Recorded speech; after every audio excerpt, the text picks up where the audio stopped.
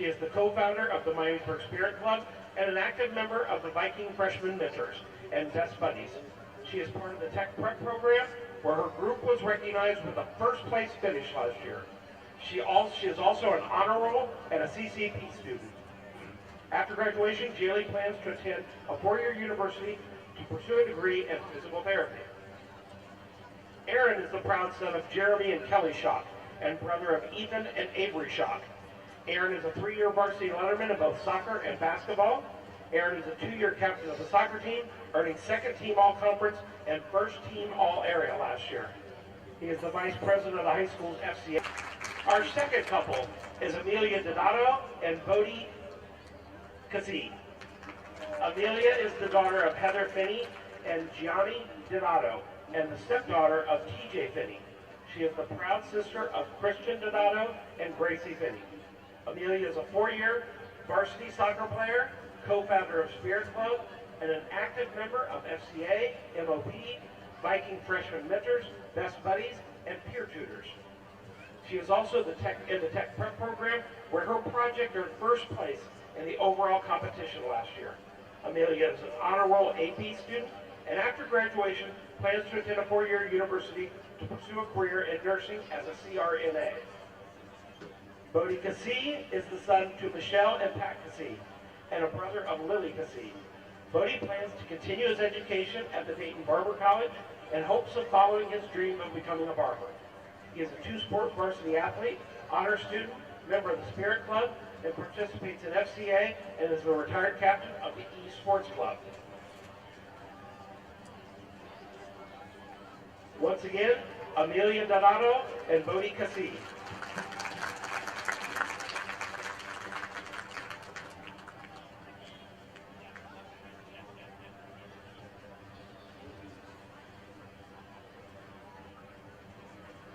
Our third couple is Emma Urgens and Denny Masters.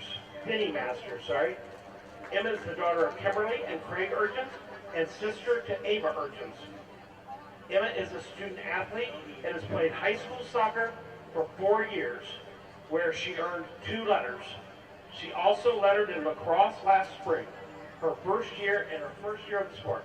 Emma is an AP honor student who has maintained a 4.2 GPA during her years in MHS and is part of the Tech Prep program.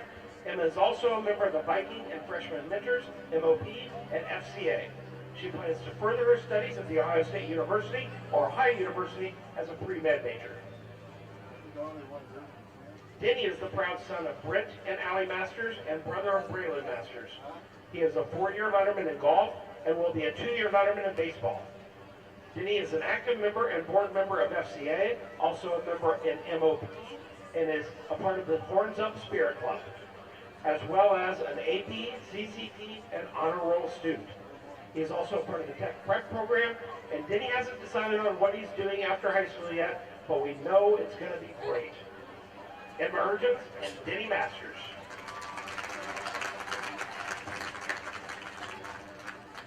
Our fourth couple is Delani Jones and Mohammed Nudir.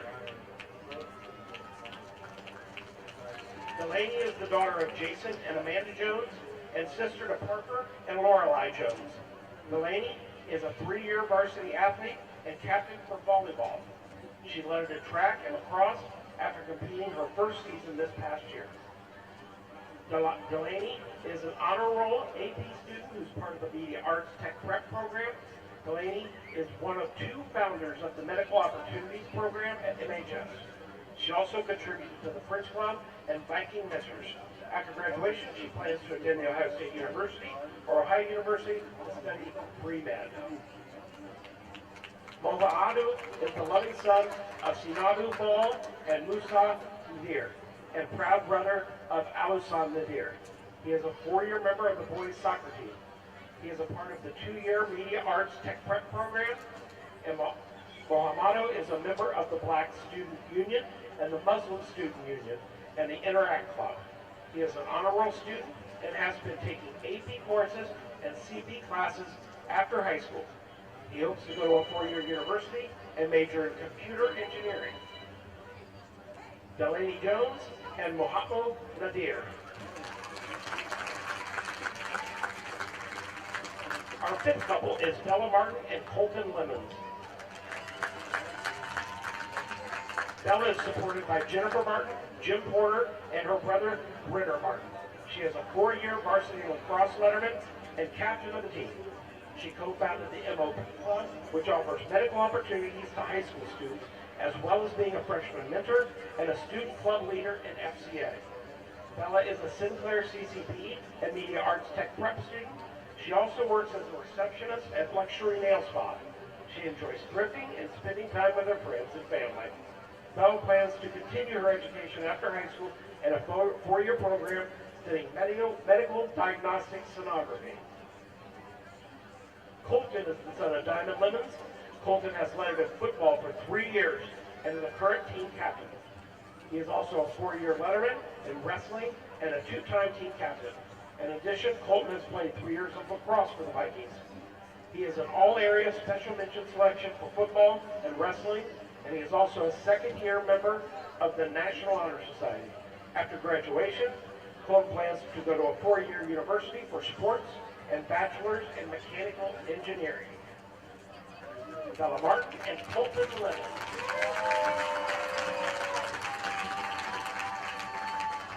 Our 6th couple is Maya McKinney and Chris Ingo. Maya is the daughter of Chandra and Kevin McKinney and sister to Kevin and Devin McKinney. She is an honor student with a 4.2 GPA and a 4-year varsity letterman in track and field and a 2-year letterman for football cheerleading. She is also a captain for game day and competition cheerleading, and she is an officer of student government, Black Student Union, Interact Club, and 6 other student organizations. Maya serves her community as a senior ambassador of Young Ladies Aspiring Greatness and Teen Talk with Omega Baptist Church. Maya plans to attend a 4-year university in the fall to major in business administration with a minor in marketing and communications. Chris is the proud son of Vera Edigot and Abel Ingo, and the proud brother of Abel Ingo Jr. He is a 3-year letterman in both football and basketball, showing his dedication and leadership on and off the field. Chris is a part of the Tech Prep program, and he is an active member of the Black Student Union and serves as a board member of the Fellowship of Christian Athletes, where he continues to grow in his faith and leadership. After high school, Chris plans to attend a 4-year university to pursue a degree in psychology. Maya McKinney and Chris Ingo.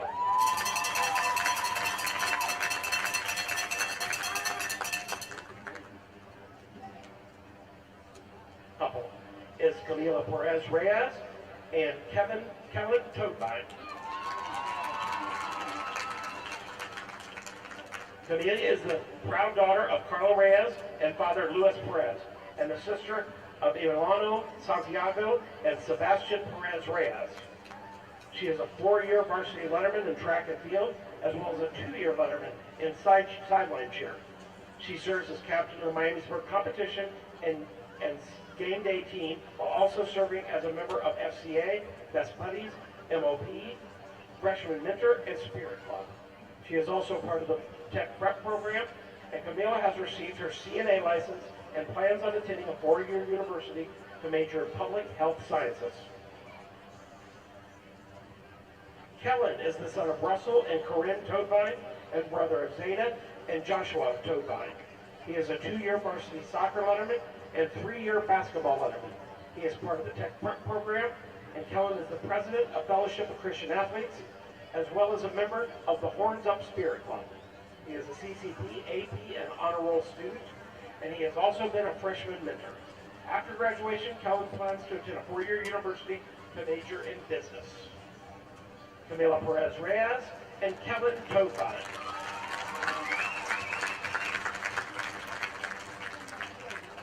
The couple is Brina Porter and Angela Leonard.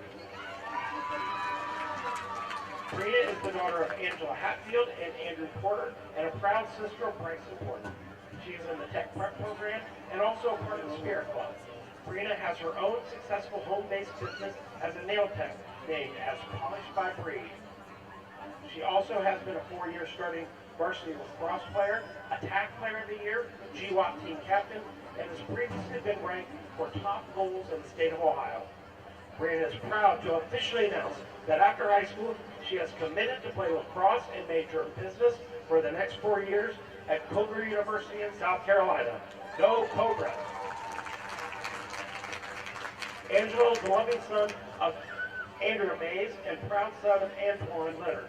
Angelo is a 3-year letterman in football, as well as basketball, and a 2-year letterman in track and field. He's a part of the 2-year tech prep program in media arts, and Angelo is one of 3 vice presidents of the Fellowship of Christian Athletes, as well as a member of the Best Buddies program and a freshman mentor. Kellen is an honor roll student and has been participating in CCP for the last 2 years. After graduation, Angelo plans on attending a 4-year university to major in neuroscience and a minor in psychology. Once again, Rita Porter and Angelo Leonard.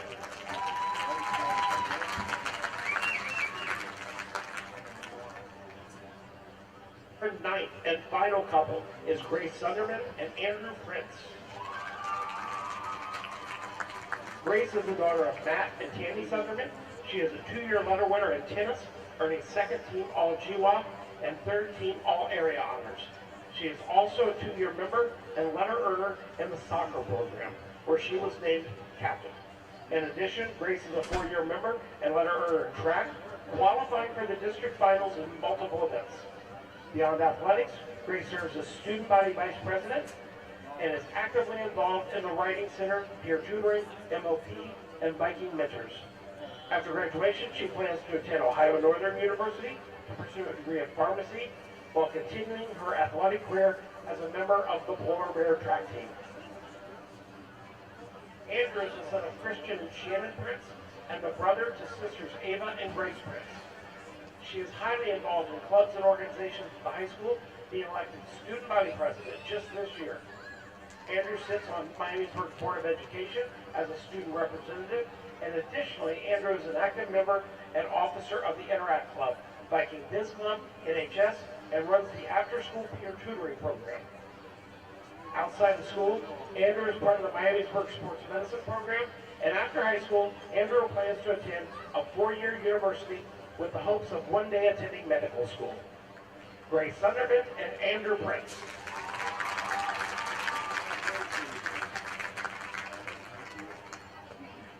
Crowning tonight's royalty are the 2024 King and Queen for the Vikings, Maddie Gross and Kevin McKinney.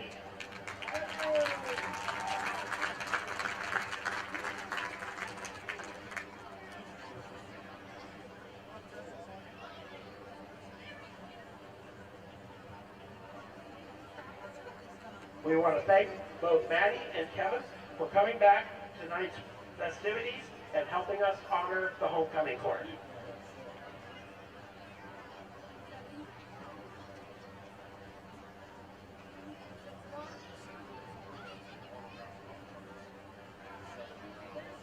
And now, what you all have been waiting for, the crowning of the 2025 Miamisburg Homecoming King and Queen.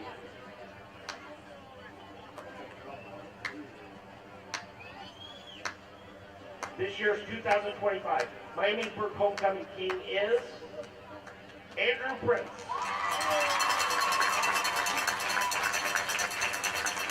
Congratulations, Andrew. You have been chosen by the student body of Miamisburg High School to be our 2025 Homecoming King.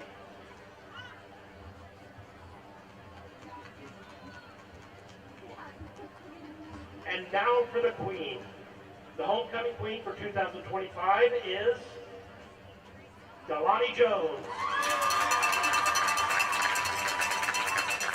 Congratulations, Delana. You have been chosen by the student body at Miamisburg High School to be our 2025 Homecoming Queen. And now, let's cheer on the Vikings as they take on Fairmont. Thank you, and enjoy the game.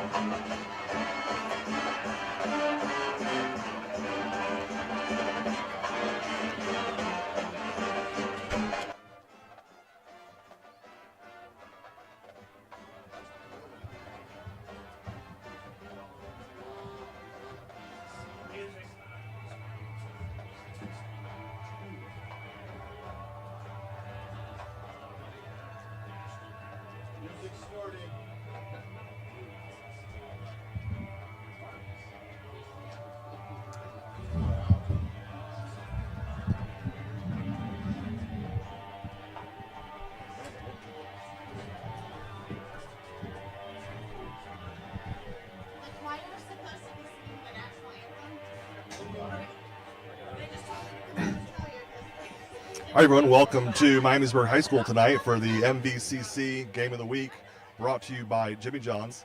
Dane Baldwin and Lewis Holzberg on the call tonight. Lou, what do you think? I think it's going to be an exciting game. You know, both teams are 1-4, and a key player to look for at the Fairmont side is Logan Dottie. You know, he comes into tonight's game as a GWAC rushing leader with 691 yards. That's the kind of production that gets your defense attention every snap. Averages 5.1 per carry and has 3 touchdowns on the year. And as the Miamisburg side, Chris Nago enters tonight's matchup ranked 6th in swivel and rushing yards with about 340 yards. That shows he's become a key weapon in the Miamisburg's backfield.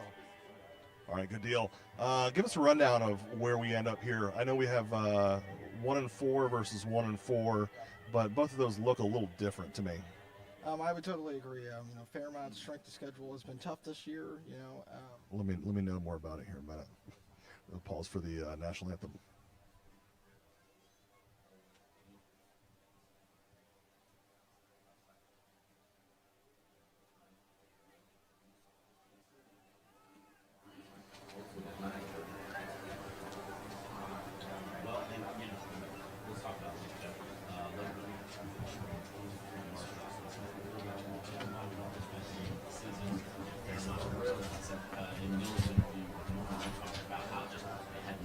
Well, Lou, I guess we're going to wait here another minute or two.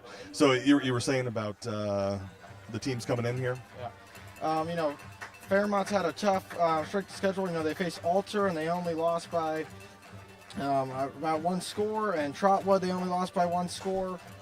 So those are 2 tough opponents that they've only lost to. In Miamisburg, their strength of schedule has not been as strong as Fairmont's. They're a little bit of a weaker squad compared to the Firebird squad. All right, yeah, we'll have to see what happens here as both teams look to go get their second win of the season. All right, now we will pause for the national anthem.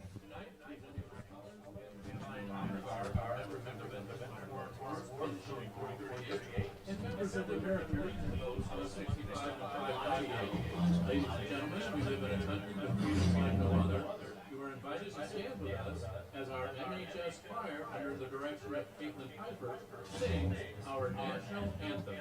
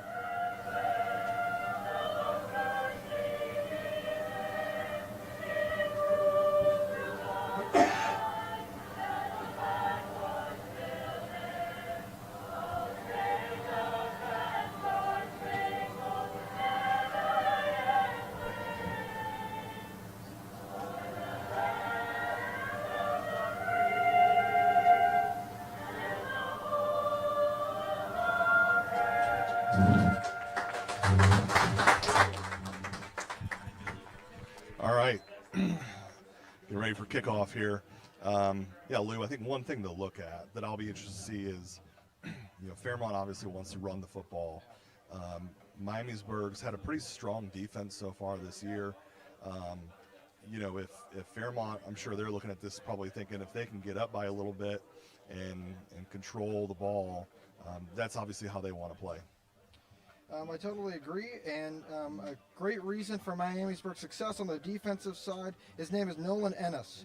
As the middle linebacker, he'll be the key in reading run pass and adjusting to Fairmont's multiple defense set. He's third in GWalk with 44 total tackles. Also, Miamisburg has another guy, Colton Lemons, has been a distributed force in past seasons, and he has 38 total tackles, and he's fifth in the GWalk. Very good, very good. Okay. Waiting to see who's going to get the ball first. Like I said, I think looking at this, I'm sure Fairmont's going to want to control the clock, as they've done in a lot of other games. They limit possessions for their team, play solid defense, run the football.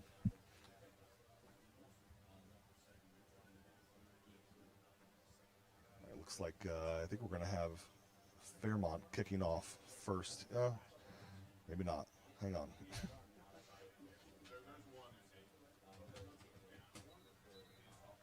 I think while we're waiting here too, Lou, we've got Dave Miller, the head coach at Fairmont. He's been there for a while now and has his system in place. Mike Muncie at Miamisburg, his first year here, probably still trying to figure things out a little bit as they go through schedule. You mentioned who they've played. Miamisburg's had a tough schedule. Already played Springfield, beat CJ pretty handily, and now getting to the thick of the GWalk schedule. You mentioned Fairmont. Fairmont's played Alter, Trotwood. They played Wayne and LaSalle, and every game of theirs has been really close. Centerville, the game they won. So we'll see who comes out on top here. I think the Fairmont Firebirds are going to be on top, and they have a weird kick up the middle, and Fairmont's going to recover the ball, running up the sideline, and gets trampled by the Vikings. All right, they feel like they caught him off guard there a little squib up the middle, and Fairmont gets the ball, but they're going to start off with not the best field position. They're going to give him to it at the 20, saying his forward progress was stopped, and we'll see the Fairmont offense. One thing I know, coaching under Trace Smitherman, who was with Dave Miller, the head coach at Fairmont, this first drive we'll watch and see.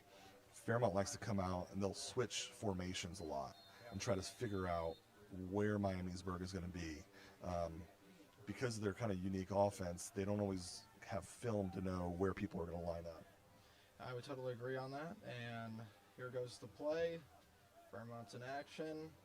Snap to Logan, runs up the middle, and gets about 3-ish yards. Yeah, Doty up the middle there. It is interesting. Last week, Miamisburg lost a close game to Beaver Creek. Beaver Creek runs, with Trace Smitherman as the head coach now, runs a very similar offense to Fairmont. So they kind of have 2 weeks in a row of prepping for this. We'll see if that gives them any advantage. So, absolutely give them an advantage. 2 weeks of practice. The scout team, is practicing almost the same coverage, so the varsity guys will get the same type of reps from both teams. So there we go. This is the same play, but a different formation that time. So again, I think what Coach Miller likes to do is he lines them up. Let's show them different formations. Let's figure out where they're going to be and kind of just go from there on that first drive. So we'll see this time if we get our third formation, but if it will be the same play essentially. I think they're going to do the same play. They're just going to feed the ball to Logan. Yeah, he's the best runner in the GWalk, so why not just hand him the ball? It's 3rd and 1, so it's a smart thing. But like we said, their quarterback, we've seen him throw the ball a little bit. Against Trotwood, he completed a touchdown pass, and he was accurate with, I believe, 3 passes. And a good run up there. So as I said before, that's the same play, different formation. We have a clock malfunction here. Looks like they were getting the clock situated after the first down. It didn't stop. But yeah, so we've had 3 plays, same 3 plays each time. that little dive play to Logan Doty, but a different formation each time. I think, yeah, they're just going to be, maybe one of the similar formations they're going to do, but yeah, they're going to kick it to Logan Doty. And the quarterback, he can run too. He's a big guy, around 6 foot, 6'4". So yeah, he has some legs on him and a good wide threat and a Little counter play.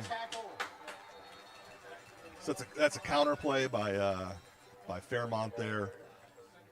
Fake that dive, come back around. Miamisburg's there to stop it though. I believe that was Nolan Ennis, their senior. And I talked about him earlier in the game. Yeah, he's going to be their guy on Miamisburg for defense. I mean, he's a wreck to reckon with on the defensive side, and he is about fifth in the GWAC for tackles. So he's going to be a tough guy for the Firebirds to get around. They go back. That's actually the same exact play the other way.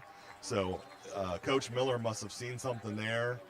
Essentially, what's happened is that that corner's coming up and making that play, but they must have seen something they like, because now they went to that twice in a row with the counter.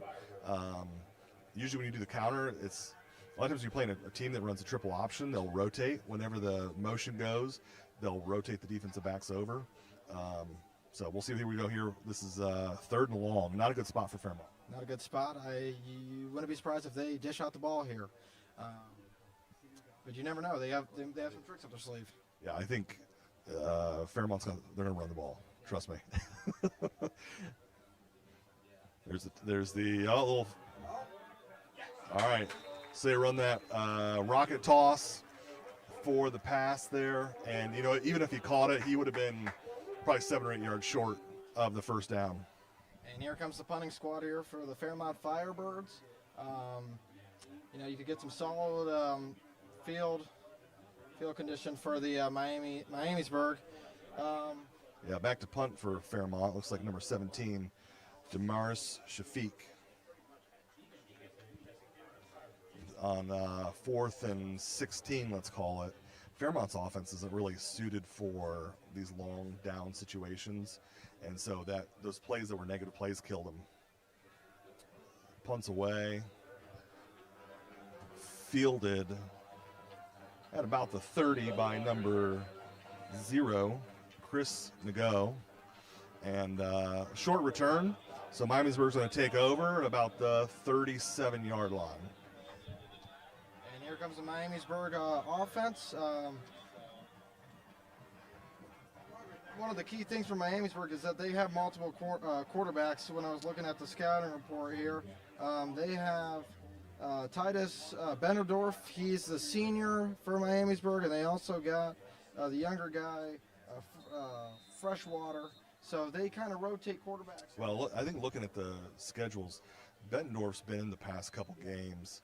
So we get a handoff here up the middle to Nago.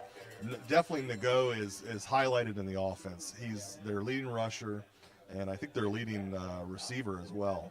So definitely look for number 0 to carry the ball a lot tonight. Yeah, his ability to gain yards in the tight spaces or turn short runs into moderate gains could be what keeps Miamisburg moving down the field, because he's a good running back, So Miamisburg comes out 2-by-2 here. Run up the middle. Nice run by Nago. Be a first down for Miamisburg, and they get just across midfield. And it looks like they're trying to go with a little bit of tempo here to keep things moving.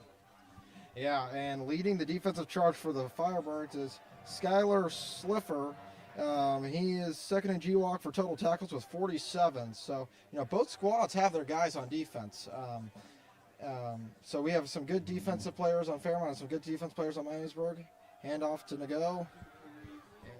Yeah, the QB pulled it there, a little read option. Bettendorf on the outside. He probably got about 2 on that play. So, yeah, interesting look here for Miamisburg. They're trying to go pretty quick, trying to speed things up, get some tempo.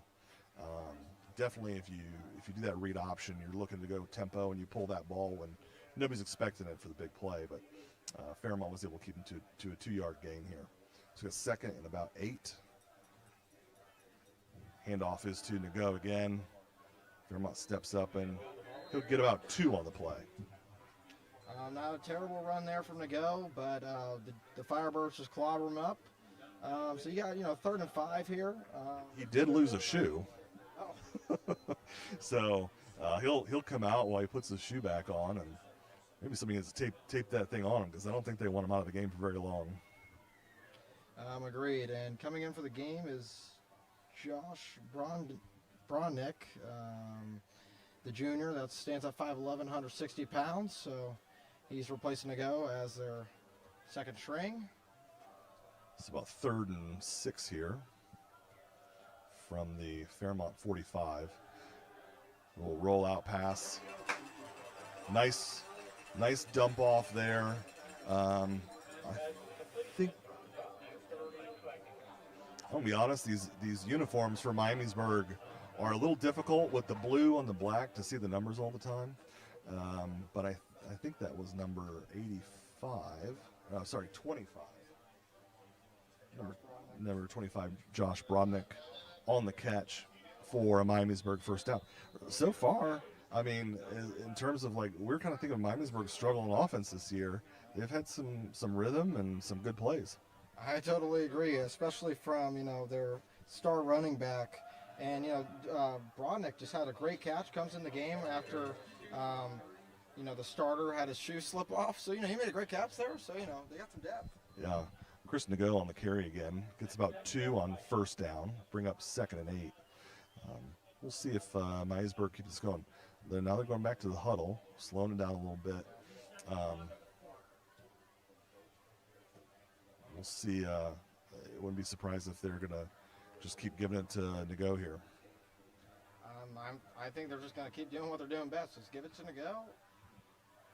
Here goes the snap. Quarterback. Yeah. It looked like a design. To me, that looked as designed, QB run there the whole way, and the QB draw definitely does not fool Fairmont. They're able to get him for a big loss. So we're going to have a 3rd and 11. We'll see if they'll probably see if they can air it out here a little bit. I think they are.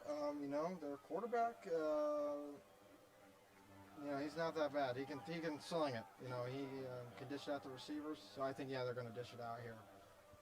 3 receivers to the field. Oh man, that was close. Okay, so they tried a little swing pass there to Nago, clear out that side. This would be a 49-yard field goal. They probably can't do that reliably. So right now, that last play, they're probably thinking, we got 2 downs to get 11 yards. Obviously, incomplete pass. So now they're looking at 4th down, and we'll see what they come up with. But 3 receivers to the field again. Same formation. Bencourt back to pass. He's going to take off. Has a little bit of room, but he's not going to get a first down. So, but at the end of the day, you could have punted it, and if it won the end zone, you're going to end up at the 20 anyway. So, overall, pretty good drive for Miamisburg. What I do want to highlight is, for the Fairmont Firebirds, Colby Wallace, that swat down pass, that was very impressive, and that just shows, he's watching film. He saw that coming, and he's, rushes down the scene, and he almost stripped away with a big 6-point pick 6 right there. Just, couldn't secure the ball. But just want to highlight that was very impressive. He's watching. He's in the books, watching film. Okay, so Fairmont's going to get the ball back at their own 26, 1st and 10 here.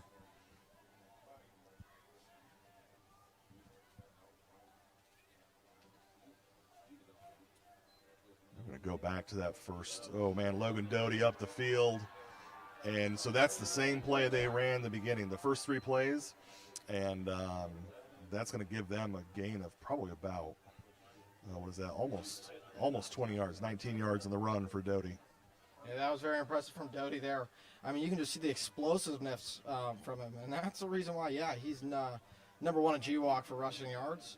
Not just the fact, Fairmont runs the ball almost every single play, the yards rack up.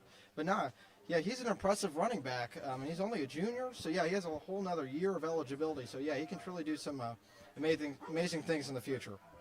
Double tight end now for Fairmont, and they're going to go right back to it. And I'm going to tell you what, Lou, this is going to be, I think we're going to study diet of this. Logan Doty gets another, 25-yard gain, and big hole. That right side of the line caved everybody down. The two wingbacks follow in and lead up through the hole, and they run that little dive play, and Doty's off to the races there for a big game. Yeah, just like you said, that O-line, Griffin Gromick, the senior, yeah, he's 6 foot, 185 pounds, and yeah, he just plowed the D lineman to give that hole for Logan, to give that massive run. Put the two wingbacks on the same side again, and they're going to go right back to it again with the dive, with the backup running back this time, who is number 13 for Fairmont, Damian Patton. Doty comes back in the game. So yeah, one thing that I've noticed watching Dave Miller and Fairmont in the past is if something works, they'll go back to it. They don't get away. They'll just do it over and over and over again. Some coaches will go away from what works sometimes. He's like, if it works, we're just going to do it straight down the field. So I wouldn't be shocked if we see the same play a lot tonight. I would totally agree. And same play again to Logan, and just gets about. That was actually a triple option play. A little different from the first ones we had. That's the first time they've actually run the true triple option. Quarterback pulled it on the read, or he's going to read that end. So it's the first time we've seen that, but a similar look. Absolutely. I mean, yeah, it's the one thing that Fairmont's good at: run the ball. 2 words right there. And yeah, they don't really pass the ball that much. They don't really need to, because Fairmont's always had great success in football, and by doing that is by running the ball, and they're going to be doing it again. Go back to that lead play again that they've been running before. 2 wing backs filling up through the hole, and he's going to get down to about 4th and 1, and Fairmont's going to go for it. This is common for them as well. When they get down to this short yardage, 4th down, even if it's close to midfield, they're pretty confident they can get a yard. This is their philosophy: 3 yards, 3 yards, 3 yards. 4th down, get a yard. You got a new set of downs. That's not surprising. I mean, Logan, he averages 5 yards a carry. So, yeah, obviously that's way more than 1 yard. So it's not going to be surprising, going back to him. And they're going to do so again. And, yeah, he's going to pick up that 1 yard and more. Yeah, he's hard to bring down. I mean, he's going to stretch that play. Looked like it was probably going to be maybe a 3-yard run. He stretches it to, what is that, a 7-8 yard run instead of just 3. He's a big kid, physical, hard to bring down. That B-back, fullback spot for this offense, that's what you want. Somebody who's big, hits the hole real hard, and he does a good job of that. Absolutely. And, to attest to that, the O-line helps him a lot. That O-line is a very big O-line. They're average about, 220-plus pounds. And that's hard to get through. Go back to the triple option there. Doty with the carry again. He's going to end up with about 3 on the play. And again, as long as they're getting 3 yards, they feel pretty good.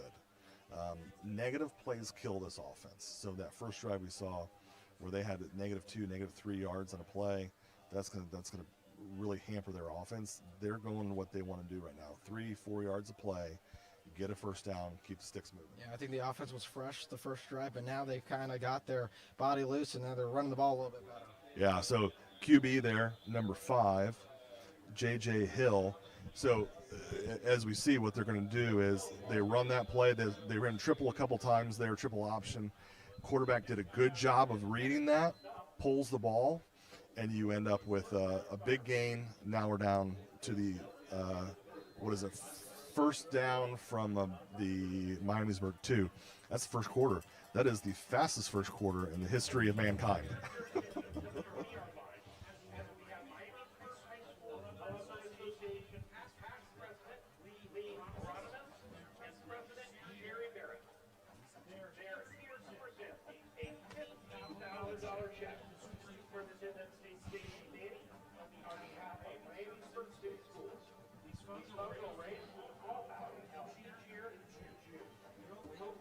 Lewis, you got any shout-outs tonight? Not necessarily, but I'll shout out my brother, and that's about it. How about you? I got lots of shout-outs tonight. We'll give them out once in a while. Scott Pation, Fairmont. He loves his Fairmont Firebirds. Hi, Scott. How you doing? Has 2 kids there right now. One that already went through. Tuning in right now. Loves the Firebirds. So, all right, Lou. Well, we're gonna have Fairmont with a 1st and goal at the 2, going in the end zone. I think it's, this is the. I always liken Fairmont to a kind of like a snake. They just squeeze you and squeeze you and squeeze you. They've done it this drive. They've had some big runs, but they almost feel like it's an impossible task to stop them, and they just keep churning and churning and churning. So 1st and goal to 2, keeping Fairmont out of the end zone here is going to be tough. Oh, absolutely. I mean, Miamisburg's defense is going to need to be one word. It's going to be elite. And that's going to be hard to do because the Fairmont Firebirds, they've been pushing the ball down the field inch by inch by inch by inch. And they've gotten here by running the ball. So by doing so, they're just going to give it to Logan or maybe even a quarterback sneak. Yeah, same thing. Lead play there. That's going to be a touchdown for Logan Doty. 2-yard run. Be the first score of the game. Put Fairmont up 6-0. Oh, there we go. I mean, great drive from the Firebirds there. Yeah, not just by running the ball, but you're eating up the clock. You're taking away a lot of time for Miamisburg to, get back into this game. Yeah, it's only 6-0. Yeah, with the extra point, that'll be 7.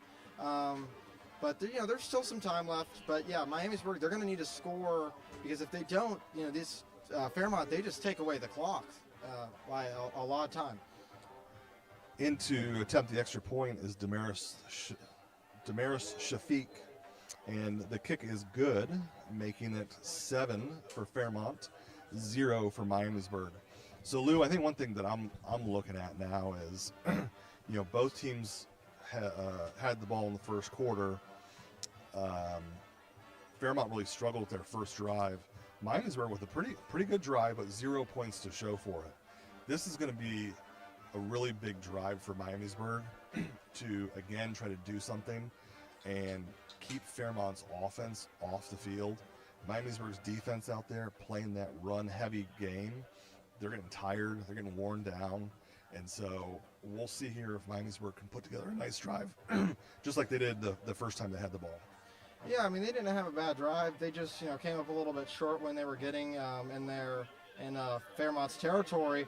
But, yeah, I think they're just going to be handing the ball off to Chris. He's been very successful. The quarterback, the difference between Miamisburg and Fairmont, the quarterback throws the ball here. And we saw him, through a little flare pass to the backup running back. So I could see a little bit more of that. And here goes Fairmont with the kickoff. So number 87, Cole Krejny, he's in the kickoff for Fairmont.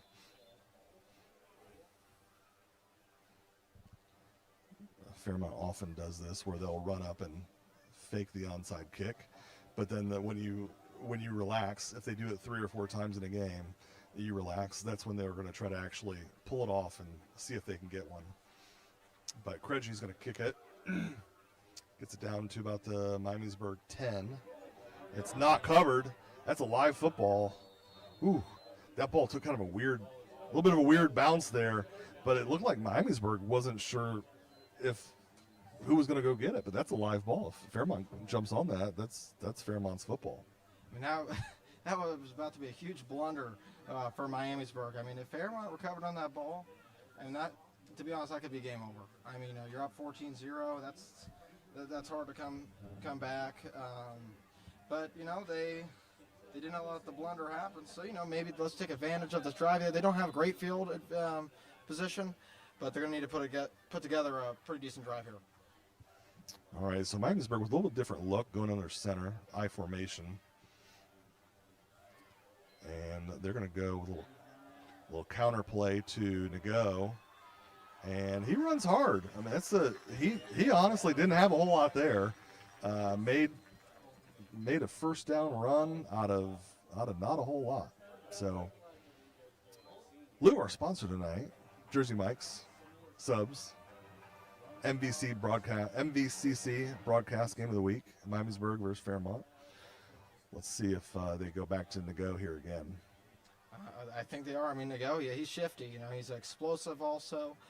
I mean, he's a good running back. So, yeah, we're going to see a lot from him this game. Okay, handoff is to Nago again. He's going to follow his lead fullback there, and he'll get about 4 on the play. I've been impressed with him so far because, you know, he's making some people miss, but he's hitting the whole yard and getting positive yards. I think that's always the hard thing. A lot of times for high school kids is they want to always turn something into a big play, but he's getting good positive yards. The first down carry, when you get 4 or 5 yards on the first down, sets you up for second down here. I totally agree with that statement. And here goes Miamisburg. Snap the ball off. Quarterback drops back, fires, and back. Pass is intended for number 8 on the play, Tristan Bolden, and it was just wide for him. So now we're gonna have a third down, and you know, this goes back to kind of what we're talking about. Nice first carry for Nago, gets a first down, and now we're staring down a 3rd and long for Miamisburg. Yeah, but I think they're just going to do the exact same. Actually, I'll be honest. I wouldn't be surprised if they run the ball. You know, Chris has been running the ball pretty well. We've seen some, you know, explosive runs that he's already got, 12, 15 yards. So I wouldn't be surprised if they run the ball right here. So from the I formation here, they're going to go a little play action to Nago, and ooh, that was lucky again that maybe that could have been a pick there. Number 2 for Fairmont is there on the pass breakup. Number 2 for Fairmont, Demetrius Wynn, and honestly, if that pass was well thrown, that's probably picked off. They were looking for number 6 on the play, Braden Carpenter from Miamisburg, who is also 6 is back to punt. Braden Carpenter for Miamisburg. Not a great drive there from Miamisburg. You know, they had a great first possession, and they just kind of really Okay. Ooh. Big hit there. Big hit. I'm not sure if Fairmont's coaches will be overly thrilled with number 3, Cameron Thornton, he is one of their big-time playmakers. He's a fast kid, but a little risky there taking the punt. We see here a bounce, but you actually probably save Fairmont a good at least 10 yards there, maybe 15 yards in field position. But he took a hard hit at the end there by number 20 for Miamisburg, Kaysen Orth. All right, so Fairmont here, first down. It's get the ball at their own 33, and we'll see if they keep going back to what's been working for them. I mean, they're going to go back to what they've been working in. It's called running the ball, and that's what they do best. Just like that, they're going to run the ball to Logan. Good run. The same lead play there again. Yeah, he's going to get 8-9 yards on this. It's going to be second and short. This is an opportunity. I know Fairmont doesn't throw the ball a lot, but we could see a toss here, something to the outside, because it's second and short, and they're pretty sure that they can end up with a first down on 3rd and even 4th down if they need to. So this would be something to see if they do something a little different here. They'll go back to the triple option that time, and go back to the triple option, and the quarterback for Fairmont, number 5, J.J. Hill, keeps the ball, and they actually lose a yard on that play. Yeah, I mean, that was really a good defense there from Miamisburg. Really explosive down the hole there in the gap, and they just clobber the Firebirds offense. All right, Fairmont's going to go back to this double tight look. And they are waiting they'll wait to run the play clock down. They've got everybody. I tell you what, Lou, we'll see what happens here. A very similar thing happened when Fairmont played Alter early in the season, as we have a ref down actually. But what happens is Miamisburg sold out. They had 10 guys on the line of scrimmage essentially, up there playing defense. And these pass plays that you're talking about for J.J. Hill, he's doing his most damage passing when everybody's coming up and they'll leak somebody straight up the seam, one of those wing backs straight up the seam, and they get a big pass play on that. So 4th and 1, I think Fairmont's going to go for it. Looks like they're keeping the offense out here on the field, but this is definitely a big play. This is a huge play. I mean, for, 2 reasons. One, if Fairmont gets his first down, they're going to waste, maybe 6 more minutes on the clock. But if Miamisburg gets a stop here, they're in great field condition, and they could put together, a tie game going into the half. Okay, so a little different for us. We got the triple I here. And look, see, everybody's almost at the line. I think the ball's dropped. There's a fumble.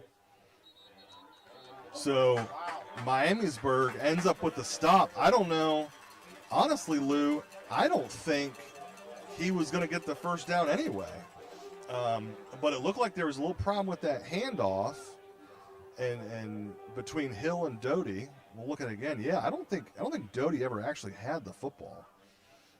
But Miamisburg was definitely there to stop the play anyway. I mean, that was very impressive for the Miamisburg defense. They're at, 2nd and 1 starting from Fairmont. And like you said, maybe they're going to dish off the pass because, they're going to get 1 yard. But Miamisburg stopped them 3 times in a row. I mean, that's hard to do, especially on a heavy run defense that's very successful for Fairmont. So Miamisburg has great field condition. Can they capitalize? So Miamisburg comes out in a 2-back set. And they're going to fake, and Betancourt is going to keep the ball. Bettendorf's going to get about 4 on the play. So this is the 3rd possession we've seen for Miamisburg, and really the 3rd different style. We had a spread, like a 2-by-2 offense to start, and then we had the I formation. Now they're into called split back shotgun here for Miamisburg. I mean, Miamisburg, they're changing it up to try to, see what can work. And nothing's really has been too successful yet. So maybe this can be the thing that can get them some points on the board. Ooh, that was that was close to Bettendorf not being able to get that off. He did a good job of getting that pitch off to Nago. Only gets maybe about 1. This looks like 3rd and 5 to me. And again, I think you've got to think about at this point, if you're Miamisburg, are you willing to have this be 2-down territory? So it's 3rd and 5. Do you run a play that gets you 3 or 4 yards? You don't necessarily have to get the first down. Get a 4th and short. I would agree with that statement. I mean, they just need to get any kind of points on the board here, whether that's 3 or a touchdown. So the Q, Bettendorf, is going to keep it. He's going to get a first down. So a little fake to Nago, and then Nago ends up being the lead blocker through the hole, and they'll bring up Miamisburg first down inside the 30. We've been seeing some good offensive drives, or a good offensive drive from Miamisburg. And, to correlate that's from the defense, giving them great field position. So, like I've been saying over and over again, they need to capitalize on this drive. This is, so far the most important drive that they had this game. Okay, so Miamisburg going to stay in this 2-back set. Bettendorf on first down. Going to hand it off to Nago. And he's going to make a nice move. Again, he makes that guy miss in the hole. I don't know that he's like super shifty, but he made a nice little sidestep in the hole there to get, looks like probably a good 6 or 7 yards.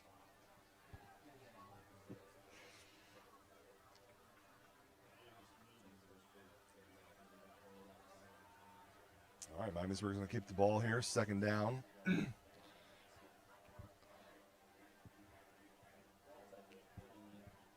It's like Bettendorf's going to go ahead and keep. And he's going to get maybe 1 on the play.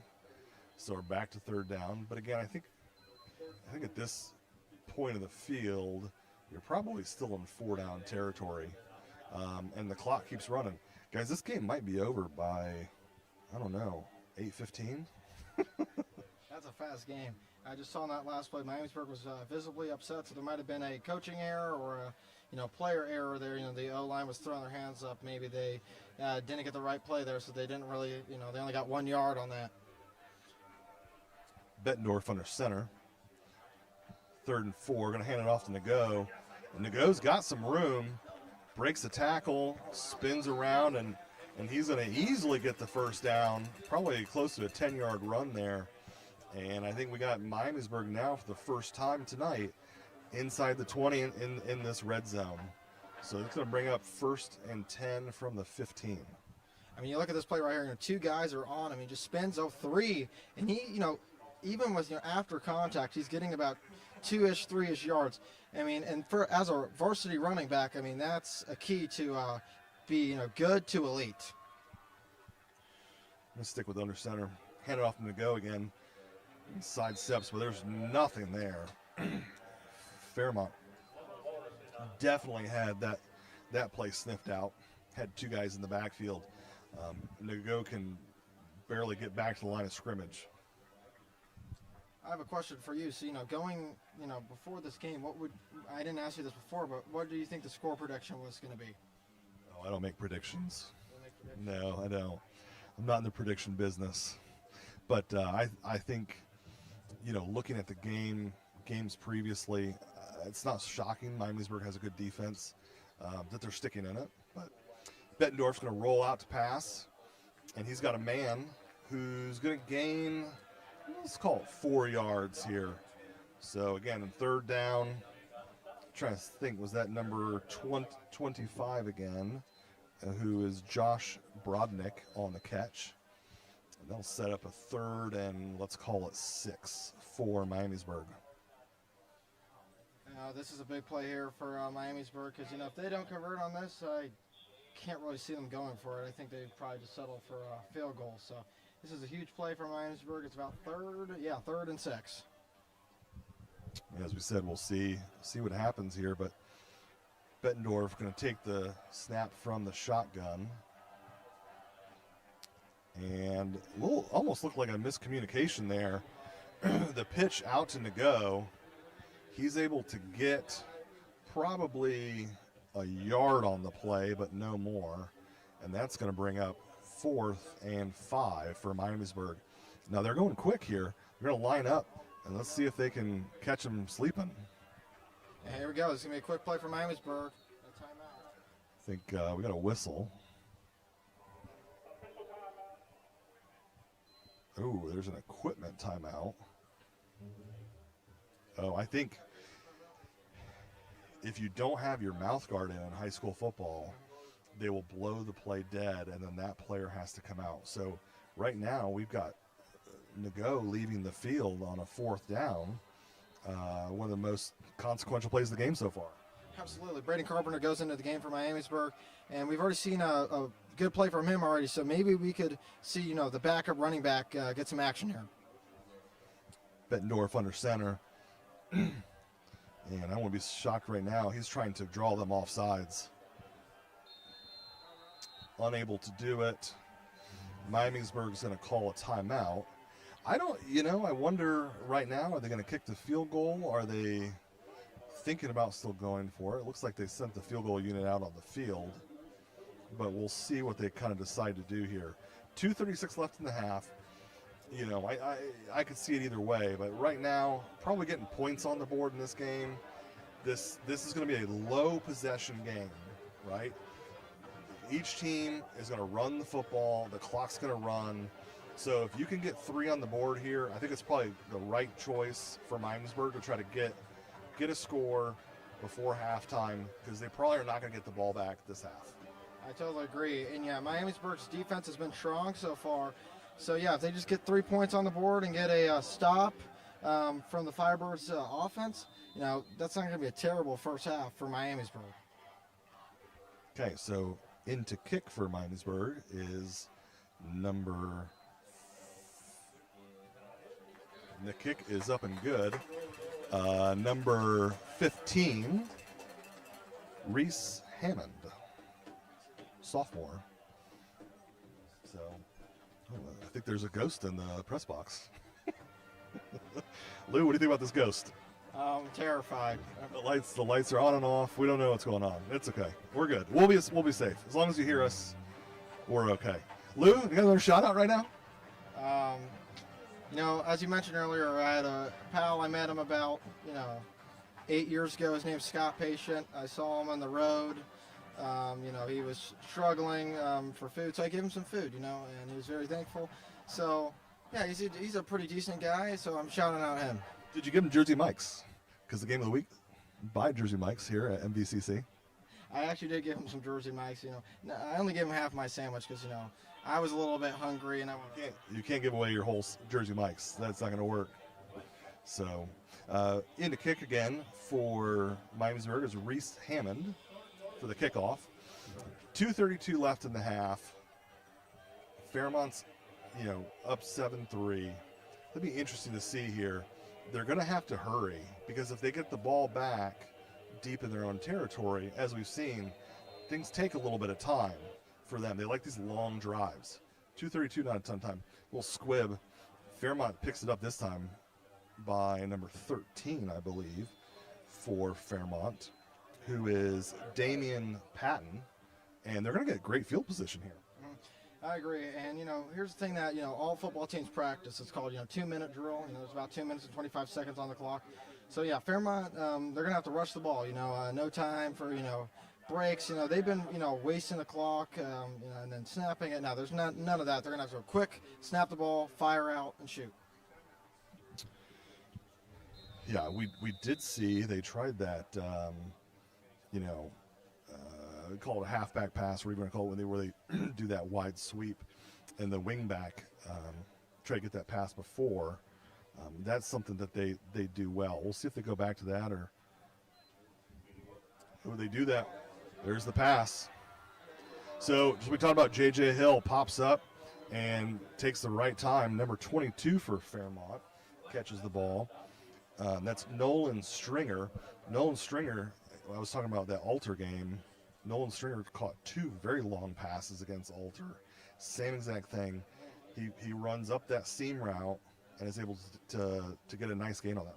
Yeah, well, we've seen J.J. Hill, in the Troutwell game. He was 2 for 2 for 34 yards. And that just tells you, Fairmont does trust him in, selected passing situations that we just saw right there. And they're going to go back to that, and it's the same exact play. And Nolan Stringer is going to score. So I don't really know the math behind the quarterback ratings, Lou, but J.J. Hill has to be off the charts. Most of these games, he'll attempt 3 passes, 4 passes at most. This game, here we go. He's got 2 passes, 2 completions for 60 yards. And like I just said, yeah, his completions rate and quarterback rating may not lead the team, but he brings velocity, and that gives Fairmont flexibility. So Stringer on the touchdown. Here I was talking about 2:30, and we'll see what Fairmont does, and they score in 2 plays in less than a minute. And that just shows, and the kick's up, and good. So 17, extra point. Demarius Shafiq makes the extra point. Now it's 14-3. That was a huge, obviously just 2, I called a drive, but it's 2 plays. And they took advantage of the right time to call those plays. They waited. I know that Coach Miller probably saw and said, you know what, we have this. But we're going to wait to do it until the exact right time. And obviously that drive was the right time. 2 plays, 2 passing plays, Stringer with the touchdown. Absolutely, and like you said about Coach Miller, he gives his offense, you're going to run the ball and run, and that takes an effect on the defense from Miamisburg. They're just thinking run, and they're going on the attack on the run, and we've seen the attack. They did get a good stop against Fairmont in that 2nd and 1 situation, but when you're so used to that run, you can surprise them with that quick quarterback drop pass, and they took full advantage of Fairmont of that, and they get 2 passes for a touchdown.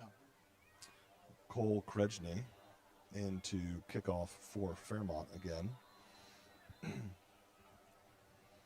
We'll see, last time he kicked off, he kind of found a dead spot, and they covered it. We'll see if he does that or if they squib what their plan is at Fairmont.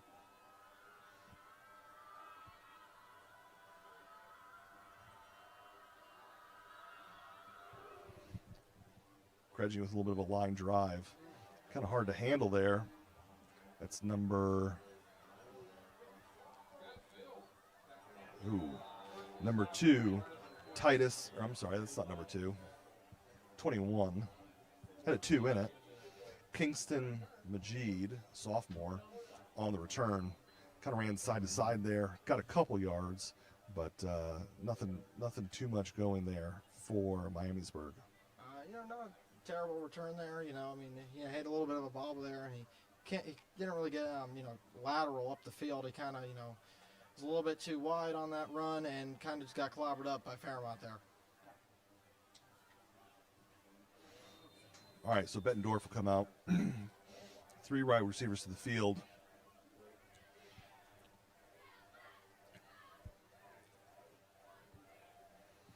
At their own 20, Bettendorf's going to roll out. Looks nice pass there to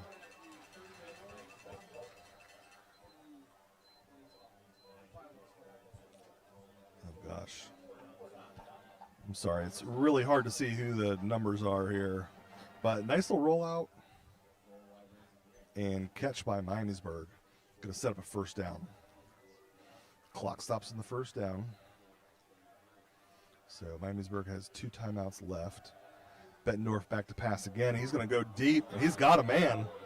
Oh, man, running down the seam there was number 12, David Queen.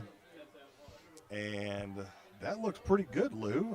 They got behind the safety there, and let's take a look at the replay.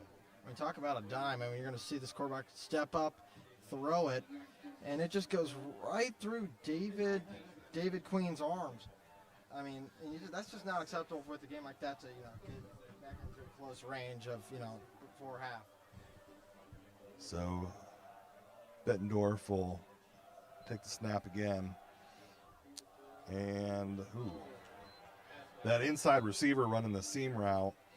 The safety comes over, number 10 for Fairmont. That's Davion Rand makes the play on defense for Fairmont. Now you're looking at it's 3rd down and 10, 1:06 to play. You're trying to get the first down, obviously. Fairmont, they have all 3 timeouts left. So if they run the football, I wouldn't be shocked if Fairmont uses one of their timeouts to make Miamisburg kick it back to them. I would totally agree. And I think Fairmont, they just want to run this. They just want to run this game out of proportion. It's 14-3. They can definitely get some more points here. Bettendorf. And there you go. Fairmont's going to call timeout. Bettendorf on the QB keeper again there. Design play. Gets about a yard. Bring up 4th and 9 for Miamisburg. And they're going to have to punt the ball. I mean, just disappointing, drive there for Miamisburg. They had a first good pass there, and then we saw a dot there, and it just went right through David Queen's arms. It's a little frustrating for Miamisburg, but they're still not out of the game. It's 3:14. If they can get a stop here, you still got a whole second half to go. Well, when Fairmont gets the ball back, assuming this punt goes as planned, they're going to have 50 seconds to go roughly, and they showed they can two really nice pass plays to move the ball. But back deep for Fairmont is number 3, Cameron Thornton, and I know he is their big play guy. I know Stringer's gotten the nice passes, but he is their big play guy. That's why he's back deep to receive. A high snap, almost blocked. And Thornton, man, he's living on the edge tonight. I think he's being smart about it though. Like I said before, he fielded that punt. If he lets it go, I know it's a little shaky, but if he lets that previous punt go, then Miamisburg runs back and they lose 15 yards. This one, he runs up and picks it up. Miamisburg is there to tackle him, but he probably saved him in 4 seconds. The ball's going to roll around, and Miamisburg's going to wait to down it. So he did save them a little bit of time on the clock there. I do think, Fairmont, they're going to run the ball, but I wouldn't be surprised, if they just, J.J. Hill maybe dishes it out one more time because he had, some success in that in the last drive, 2 for 2. So I would not be surprised if J.J. Hill, has another, play up his sleeve. Let's see. They have one high safety, and I will be honest with you. They're going to run that toss, and it's a pass, and he's wide open. Number 11 for Fairmont, Egan Kelber, but this play is going to come back. They have an illegal man downfield, so this play is going to come back. Man, I tell you what, the wide receiver was wide open. There was nobody even close to him. So we'll see if anybody gets downfield here. Oh yeah, it's tough for an offensive lineman. I did see on the replay there that they had somebody leak down a little bit. It's really hard as an offensive lineman because you don't know when the ball leaves. So you're running and you're going side to side here, and especially for Fairmont, they're used to firing off the ball, getting downfield, and then all of a sudden, boom, he's just a little bit downfield, and that's where the penalty comes in. I mean, that's definitely frustrating, for Coach Miller. I mean, you have a huge play there that, puts them at, the 15. But, all is not bad. It's, 14-3 for, clock is running down. I don't know why the clock is running.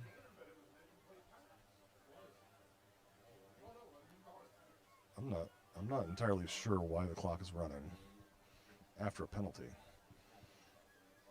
But they have a different quarterback in there. 14, Reagan Hefner took that snap. I'm not sure. Looks like he will be in for just one play, as J.J. Hill, I think, might be coming back in the game. So they ran it again there. Only 15 seconds left. You got to be kind of careful about, how much you're going to. Do you really want to try to air it out? Do you want to try to do another kind of halfback pass type play? Because the issue is the more you pass it, there's sack, fumbles, things like that. We'll see. I think they call a timeout, but I think they're just going to run the ball. Waste the clock, take it to the locker room, go to halftime, because like you said, you don't want to dish it out, air it out, and risk maybe an interception, and then all of a sudden Miamisburg takes it all the way back to the house. So, number 14 is going to stay in the game. Reagan Hefner is he's only a sophomore, so he's getting some reps here at a crucial point for Fairmont. We'll see 2nd and 8 for Fairmont. I think this last 7 plays is taking longer than the whole first half. They're going to throw again. He's got him open. Yep, they're going to call timeout here. That's Thornton. So what's, the tough thing here is, Lou, they're not going to call, they're going to clock it. So get up, and they spike the ball. They save their one timeout, but there's only 6 seconds. That's tough. Can you run a play and call timeout? That's tricky. Looks like they're going to bring out their field goal unit right here. I mean, that's called good coaching from Coach Miller. Good play calls there. And, like you said earlier, he's calling, the pass at the right moment. And we just saw it there. That was a great pass. And they could, blow this game out, 17-3 going into halftime. So Krejci comes in, the lefty. He did make the winning field goal against Centerville.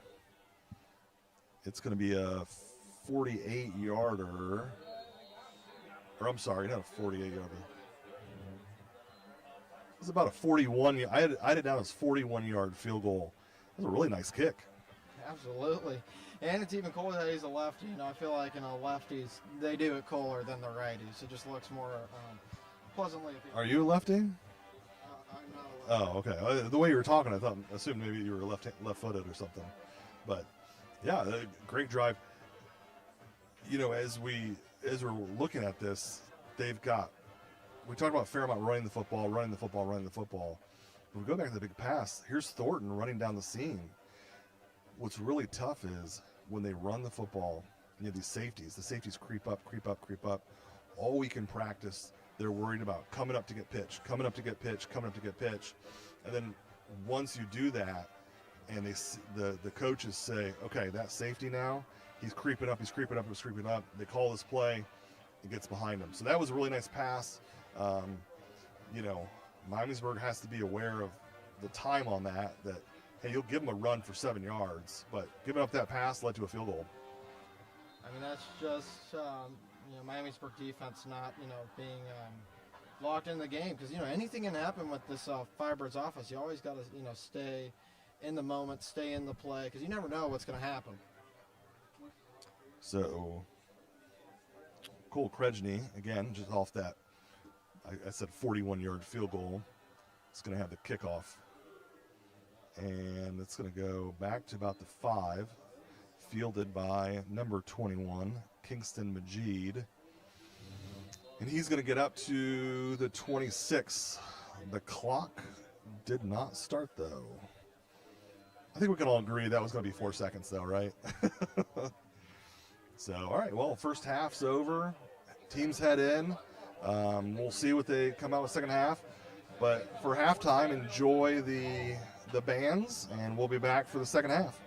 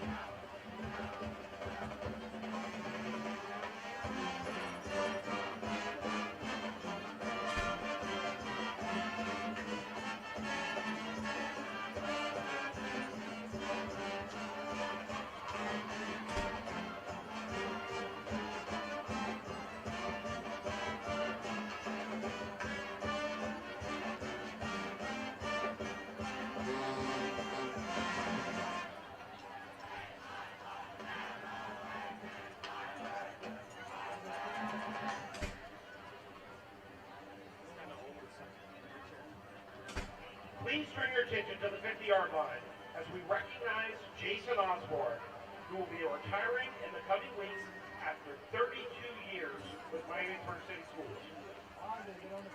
After graduating from college, Osborne returned home to begin his career in 1994 while coaching football and track and field for the Vikings. Then in 2006, he became the middle school athletic director while continuing to teach art at the middle school. Then in 2012, he stepped into the role as head athletic director for the remainder of his career. As athletic director, he led the restructuring of the Hall of Fame, helped oversee the fundraising and construction of Holland Field, as well as many other campus beautification projects, faculty, facility, and equipment upgrades on top of day-to-day business operations.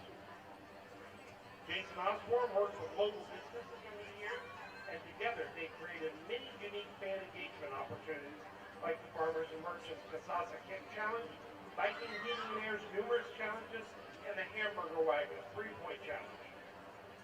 Jason would like to say thank you to all the outstanding student athletes he had the pleasure of mentoring. Thank you to all the dedicated coaches and support staff he was blessed to work with. Thank you to the community and district for giving him the opportunity and trusting him to do the job he loved.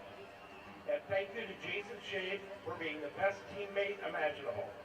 And thank you to his wife, Andrea, his daughters, Josie, Ellie, and Sophie, and for their love and support throughout his career. After retirement from Miamisburg City Schools, Jason plans to continue working full-time for AE Graphics in Dayton. As you turn your attention to the video board, we have a video presentation for Jason Osborne. I've always been proud to call you my coach, my friend, and our athletic director. You've performed at such a high level at this job for so many years, and it's really a testament to how much pride you put to representing Miami. So congratulations on an amazing career, and thank you for this game.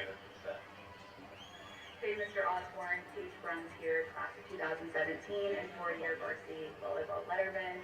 Thank you so much for the time, work, dedication that you put into Miamisburg athletics over your career. It's crazy to think that you were my 7th grade art teacher, and then we were lucky enough to have you as our athletic director in high school. So thank you so much, and congratulations on your retirement. It's very well deserved. Go Vikings. Osborne, congrats on retirement, and thank you for the many impactful years that you've given to Miamisburg athletics and to Miamisburg City School District. Much appreciated, and congrats again. Ozzy, I hope you know the impact you've had on me and the student athletes at Miamisburg. Congratulations on your retirement, and thank you. Hey y'all, it's Jason Deering. I just want to congratulate my dude, Mr. Osborne. Thank you for everything you've done for all of us. You were really pivotal in all of our lives, and I just can't wait to see what you do next. Congrats, man. Congrats on retirement, Jason. You've made such a lasting impact on my life and so many other student athletes over the years. Enjoy whatever comes next. Hey, Mr. Osborne. Just wanted to say congrats on retirement. I just wanted to thank you for all that you've done for me and Miamisburg athletics. Hey, Ozzy. Congratulations, man. Job well done at Miamisburg. You put in the effort, that's for sure. We really appreciate it, and enjoy your next chapter, bro. Ozzy, just wanted to congratulate you on retirement and say thank you for everything that you've done for Miamisburg sports throughout the years. Really appreciate you, man. Go Bird. Ozzy, congrats on your retirement. The legacy you were leaving behind here at Miamisburg Athletics is going to live on a long time after you're gone. I'm so proud to have worked with you. Thank you so much for everything you've done for Miamisburg Athletics. Best of luck in the next chapter, and we'll see you around. Ozzy, congratulations on your retirement. Can't thank you enough for everything that you've done for Miamisburg Athletics. For me, just thank you so much for the lasting impact that you've made, and I'm excited to hopefully carry that on. Good luck in your next chapter. I appreciate you. Ozzy, it has been an absolute incredible journey working with you the last 10 plus years. I can't imagine a better situation than what we had. We're like brothers. I wish you nothing but the best in the future. Your lasting impact and footprint that you left on this department is second to none. I love you, brother. Go Vikings.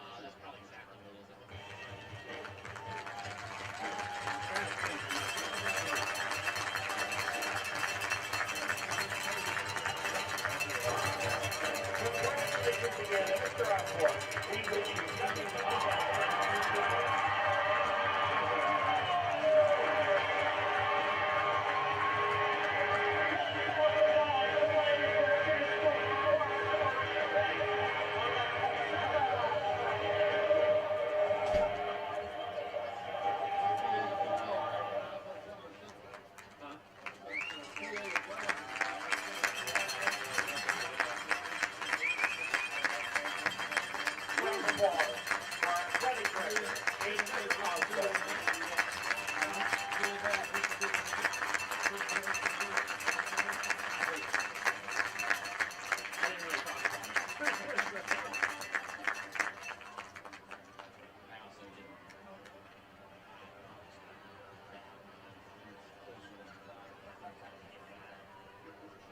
One of the great traditions that Jason started, Miamisburg Schools has partnered with Farmers Merchants Bank to bring you the Kasasa Cake for Cash contest. Tonight, Matt Collins has been selected as the Kasasa Cake for Cash contest. No pressure, Matt. Matt is an MHS 1999 graduate, and he was a football player and was second in state in wrestling in the 171-pound class. Matt, make this one for Jason Osborne. Let's root him on as Matt attempts a 30-yard field goal for $1,000.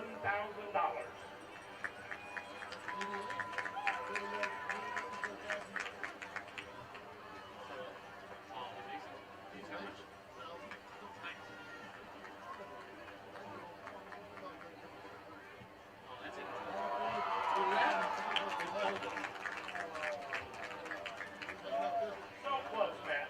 Thank you for playing. Tonight's consolation prize is a $25 gift card to K-Shop.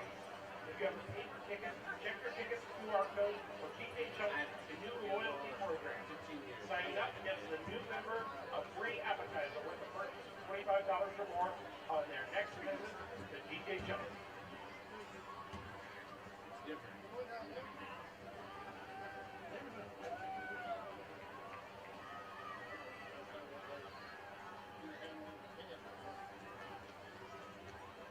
For your halftime entertainment, the Viking Marching Band is honored to be joined by our alumni from throughout the 100 years of history of the Miamisburg Band Program. Our first selection is a tribute to two of our favorite Osborns. We are proud to pay tribute to one of rock and roll's most enduring legends, Ozzy Osbourne, but also to our very own Jason Osbourne. Jason, the band program will be forever grateful for all the support you have given over the years and the special relationship between the band and our beloved athletic director, as he was recognized nationally in 2020 when Jason was awarded the Gold Medal Advocacy in Action Award by the Bands of America. We're so happy to continue our special relationship with Mr. Shade and Mr. Myers, and we wish you a most peaceful retirement. And now, Crazy Train.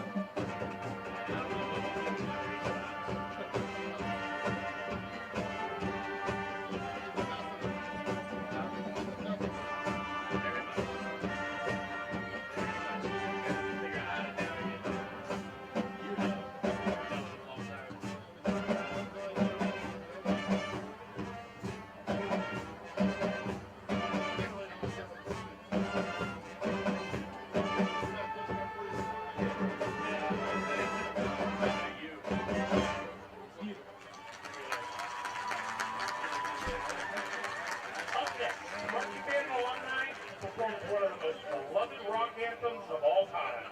Released in 1981 by the band Journey, Don't Stop Believin' has become a timeless song of hope and perseverance, inspiring generations of listeners. Sing along to this powerful performance of a classic rock hit.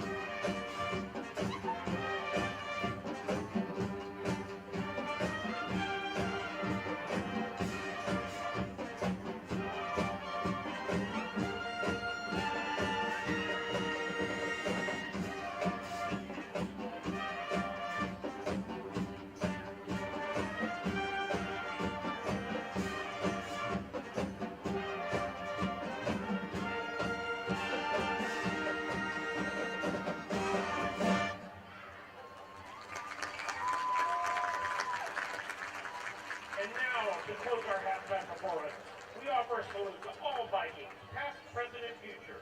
Get on your feet and cheer on our Vikings with the playing of the Miamisburg fight song.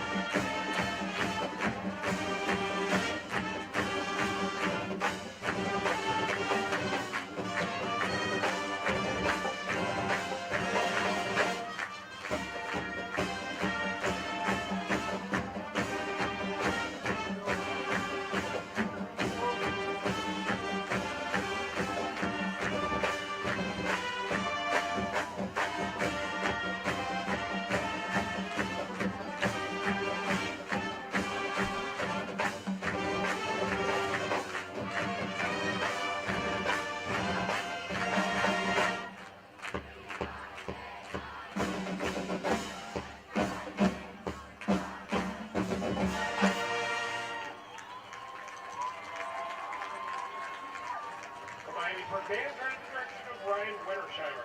The Viking band would also like to thank world-famous Miamisburg alumnus Katie Welch, who is the director of the Fairmont Marching Band, as well as my daughter, Abby Montgomery, who is the director of the Guard at Henry Fairmont.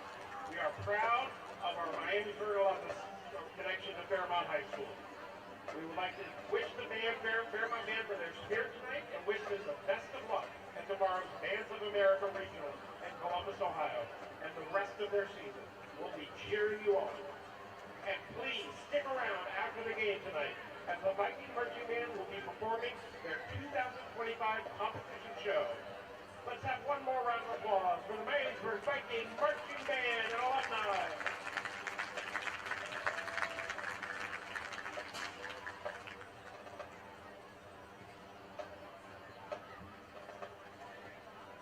We are still announcing the band Split the Pot. You've got to get involved in this. The Miamisburg Band Boosters Split the Pot raffle started on July 20th, and it goes through November 14th. Tickets are 1 for $5, 5 for $20, and 20 for $50, and 50 tickets for $100. One winner will receive 50% of the total funds raised. Tickets can be purchased in person via the home concession stand or online at birdband.chancetowin.org.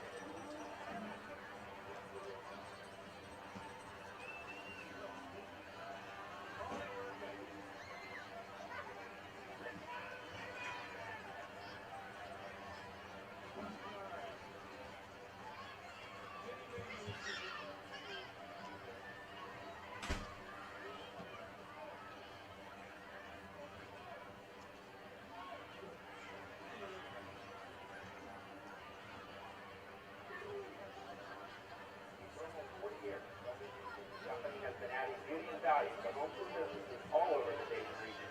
We love our work. It shows in our team, our equipment, and of course, our landscaping and maintenance solutions. If your home or office needs landscaping, give us a call. I promise you will be impressed.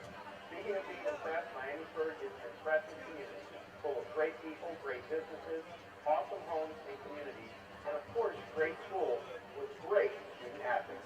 Good luck, Vikings. Go get another win.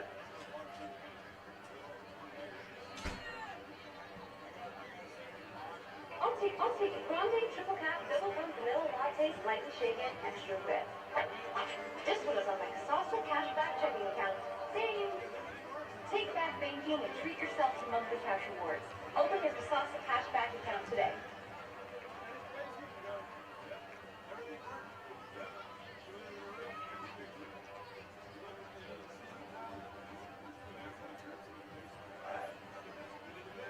At Miamisburg Vision, we serve patients from infancy to elderly. Our friendly, trained staff and doctors can help you see and look your best. Our doctors not only examine your eyes with glasses and contacts, but we also do vision therapy and medical eye care. When was the last time you had your eyes examined? Go Vikings!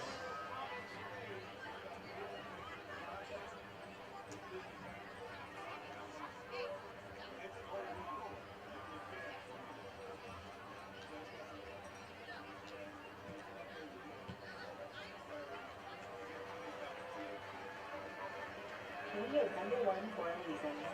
Kettering Health Network surgeons replace more joints than any other healthcare system in the area. We have the best outcomes and shorter hospital stays for you. Our experienced team is just one reason orthopedic care at Kettering Health Network is ranked #1 in Ohio and #2 in the nation. That's the doing what you love sooner.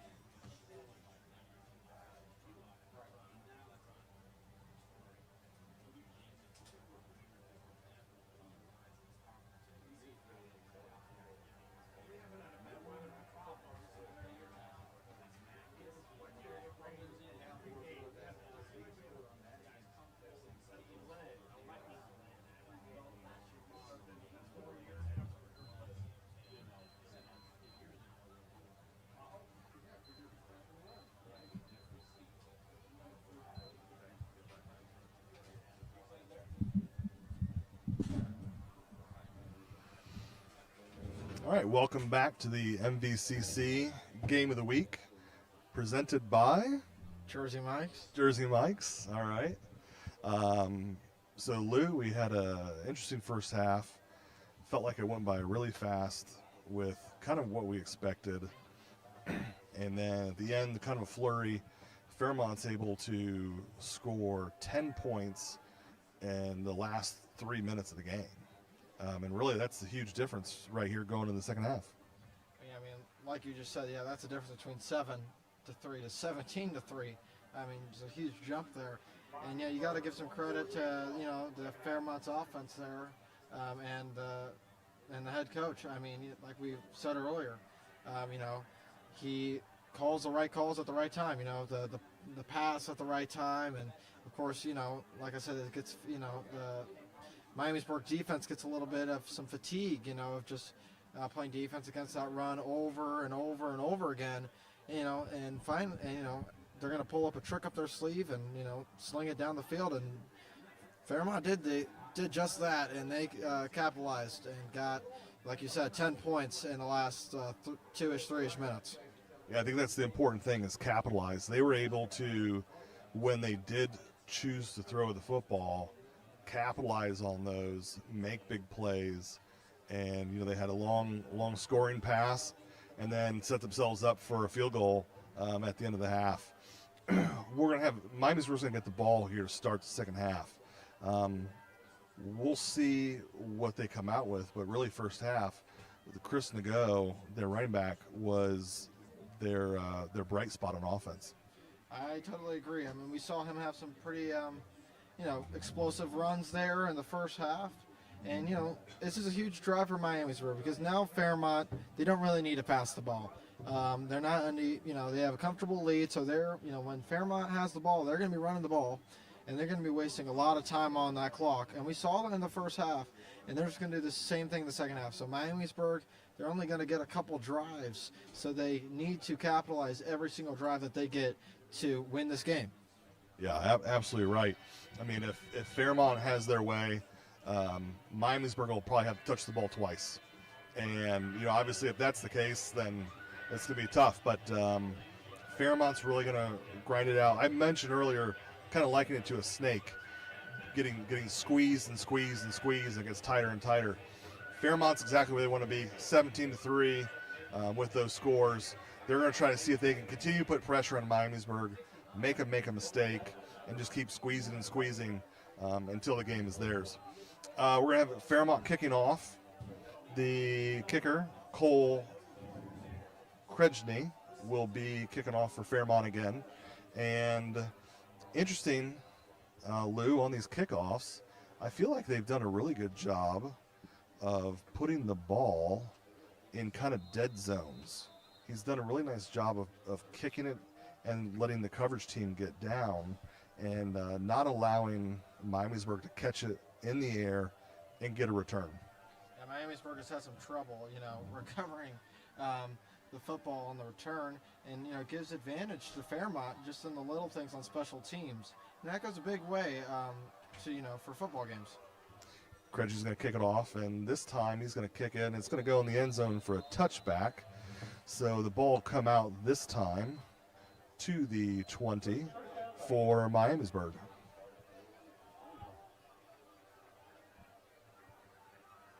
All right, always interesting to see the first drive coming out of halftime, looking to see kind of the adjustments that are made. So Miamisburg showed us a couple different looks. They had a two-back set, split back. They had I formation. They ran 2x2, 3x1. Let's kind of see if they settle on one of those that they like the most. Go back to what they did at the beginning of the game with a 2x2. And goes in the backfield along with Bettendorf. There'll be another keeper for Bettendorf. And he's going to get, I think, they're going to say he got the first down, so a 10-yard gain for Bettendorf. That was a great run there. I mean, first carry of the game, and they get a, good for 10 yards there. So, if they keep this trend up and this drive, they can have a successful drive here and get back in this game. Yeah, really, like I said, this is a huge drive. If they can put some points on the board here, put some pressure on Fairmont, really make it a game again. So Bettendorf, ball at their own 30 for Miamisburg. They're going to run a little end around, kind of a jet sweep look. And on the carry is number 20. I'm not sure who carried that ball, but they're going to pick up about 3 on the play. I mean, here's the thing. Miamisburg needs to put the pressure on Fairmont because you don't want Fairmont to get relaxed. If you put the pressure on them, that's when mistakes start to happen. And if they're relaxed, they're just going to be running the ball loosely, and they're just going to blow this game out. So Bettendorf in the backfield, going to hand off to Nago. He's tough running, but he gets kind of, the hole closes quickly there for Nago. Give that tackle to number 25 for Fairmont, Chase Ford. And it's going to set up a big third down, 3rd and 5 for Miamisburg from their own 35. Huge third down here. I mean, this is huge third down here. So let's see what Miamisburg has in store. Bettendorf in the backfield. He's going to throw. Ooh, that's tough. That probably would have been a first down. Pass was intended for number 25, Josh Brodnick. Pass is incomplete, bringing him 4th down, and Miamisburg's going to bring on the punt unit. That was a tough one. Looked like a good route, right past the sticks, get the first down. Just couldn't complete the pass. So we've seen this trend from Miamisburg is that they have a good first play out of their possession, and they get like a first down or a big play. Then after that, they just kind of fall flat. Oh, here he's got a fake, and I don't think he's going to get it. Ooh, that was tough. So the number 6 there, Braden Carpenter, takes the snap, kind of pauses for a minute, and it must have been called. But the problem with that kind of a fake is you're so far away from the first down. So you see, he gets the ball, but he's 15 yards away from the first down when he gets the ball. So man, that's a big Miamisburg thinking they had an option or an opportunity maybe. Maybe they get a little nervous about giving the ball away to Fairmont and, don't get the fake punt there. This is the last thing that Miamisburg wants, and visibly the Miamisburg fans are upset, rightfully so, because now you have Fairmont has the ball, and in their own territory, and they're just going to run this clock down. Yeah, Logan Doty with the carry, and he's going to get maybe about 3 yards, bring up second down, and they're just going back to their workhorse Doty here in the second half. I mean, Logan Doty, he is their guy. We talked about him in the first half, and we're going to say his name a lot in the second half because they really use him, and he's really an explosive and a phenomenal running back in the Power School GWAC League. All right, so you can see Fairmont's going to allow on these possessions the play clock to run down underneath 5.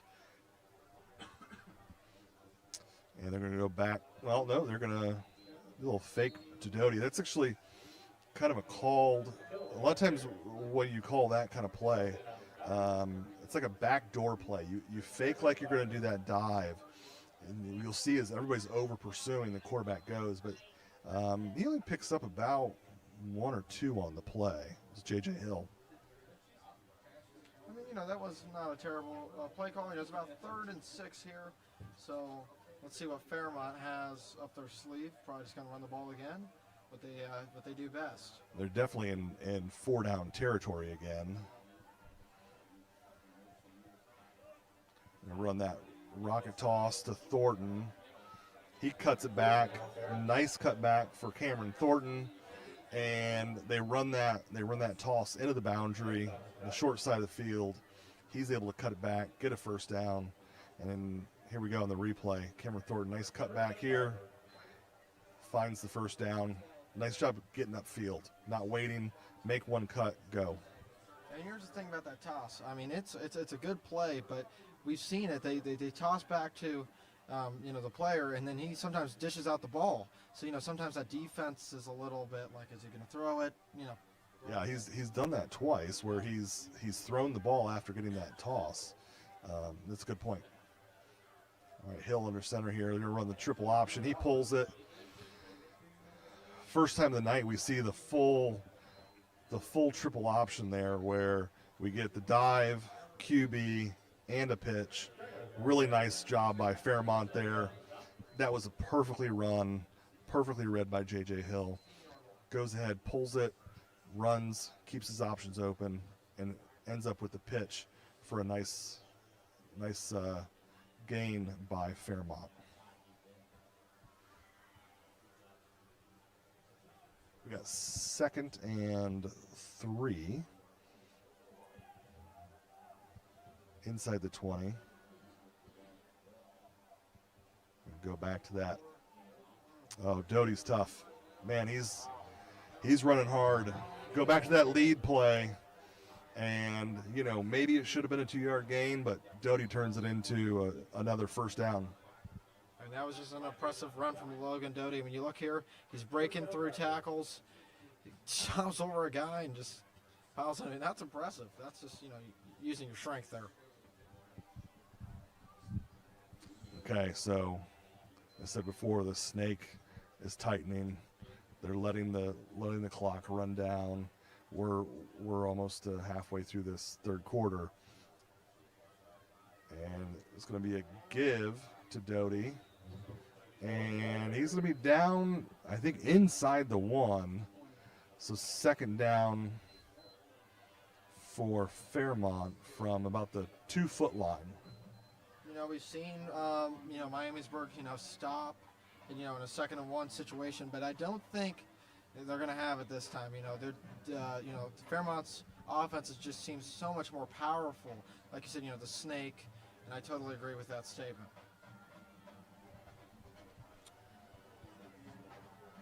J.J. Hill under center. They're going to give it to Doty, and he's going to walk into the end zone for an easy touchdown. Well,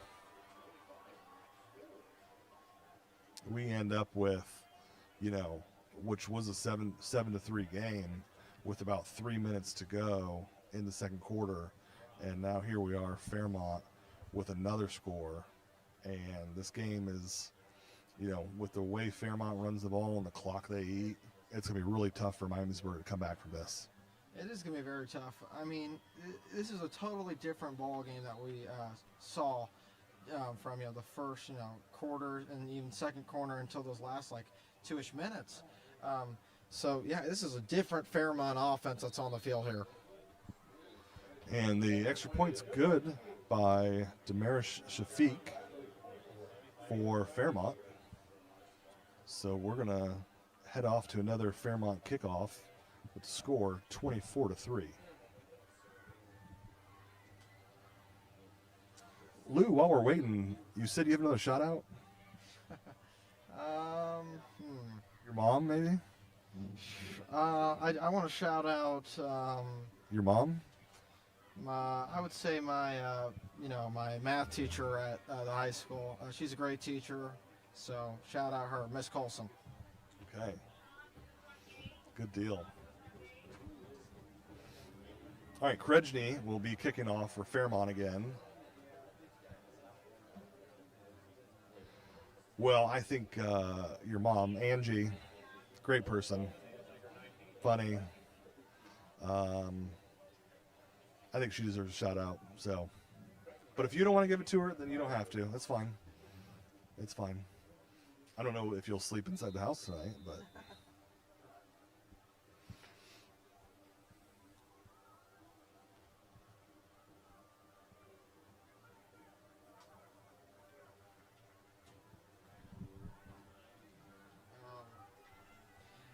Just a little bit of an update here. Well, Oakwood Valley View, big game, and Valley View just scored a touchdown. So Valley View's beating Oakwood right now, 13-7. So that's a big game for Oakwood. Yeah, that's across the town. But it's a 5-0 Lumberjacks versus the 4-1 Spartans. Yeah, definitely a big game in the area tonight. Kickoff goes out of bounds, and so that'll come out to the 35. And that's where Miamisburg will take over. Ooh, hot mic. Okay. There's some other scores. Centerville's up on Beaver Creek at the halftime, 29-0. That was another G-Walk action. All right, so Miamisburg going to take over 35. They're back to the I formation. They're going to give it to Nago, and, man, there's nothing there. Try to run that counter play again. The counter is a long developing play. You've got to wait for the offensive lineman to pull, and on that, Fairmont just shot back there, and that play didn't have a chance.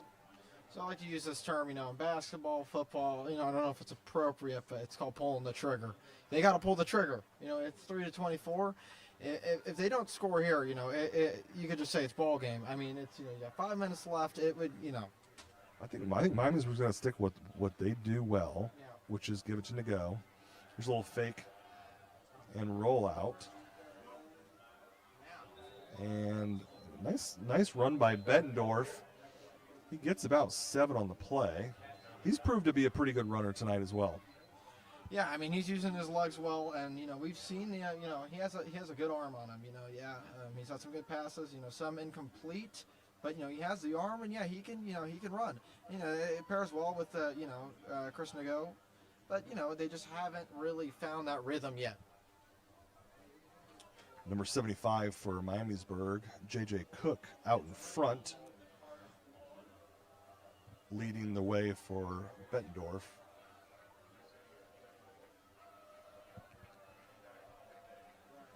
Got another little play action pass, and going to find the tight end, number 87, Bradley Williams, sophomore. Nice job there by Williams finding that soft spot right in the middle, right behind the linebackers to pick up a first down for Miamisburg. Like I was just saying earlier, trying to find that rhythm, and now we're kind of seeing that rhythm happening. You hand it off to Chris Nago, and then maybe, you roll out with the quarterback and, create some room and dish it out with a good pass. First down, they're going to go back to that QB keeper again. And that time, Bettendorf is taken down for probably right at the line of scrimmage.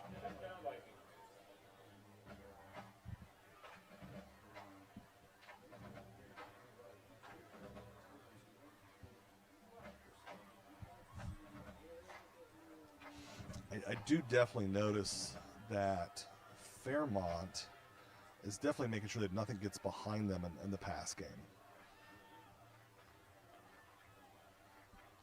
So here's Bettendorf back to pass. That was a very nice catch. Number 12, David Queen on the catch.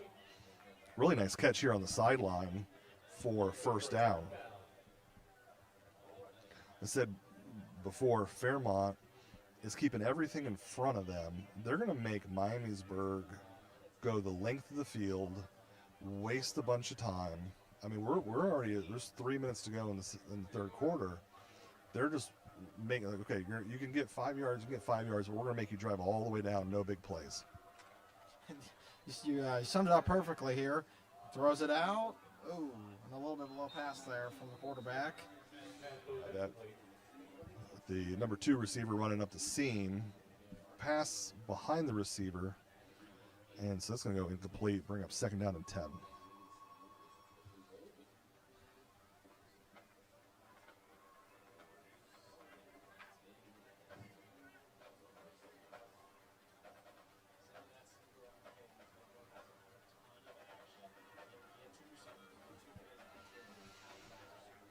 Okay, Bettendorf.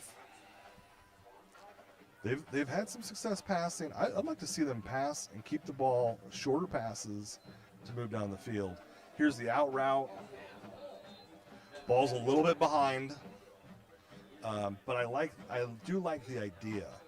If Fairmont's going to give you those shorter passes, complete the shorter passes, get 6-7 yards, and maybe we see some tempo with it too, But right now it's third down for Miamisburg, 3rd and 10, and definitely 4-down territory for them right here. I totally agree, but they're going to need to convert here. 3rd down, 3rd and long. So yeah, I think they're going to dish it out. We've been seeing that from this drive. So let's see what the quarterback has in store here. We're going to do a QB run, and Bettendorf kind of slides through, takes a pretty good lick, but he's going to end up with probably, we'll call it 6 on the play. And we're going to end up with about 4th and 4. So definitely a doable yardage for them as they keep the offense on the field. Yeah, I totally agree. It's 4th and about, like 4. Huge play here. I mean, this is game deciding, so they need to convert on this. Bettendorf from the gun. They're going to go for the quick pass. That's a nice play. Ooh. I think everybody for a second lost their mind as it was a nice pass, good completion, and the receiver comes back instead of just going forward for the first down. Luckily, everything worked out okay. On the catch there is number 19, Bryden Lindsay with the catch. So again, I think if Miamisburg could take anything away from this drive, it's going to be shorter passes, get 5-6 yards. Let's see them go and complete the drive now. And a run up here from Miamisburg, and they're just going to get about 5-ish, 4-ish yards there. 2 yards. Probably about 2 yards by Nago up the middle. And he's slow to get up.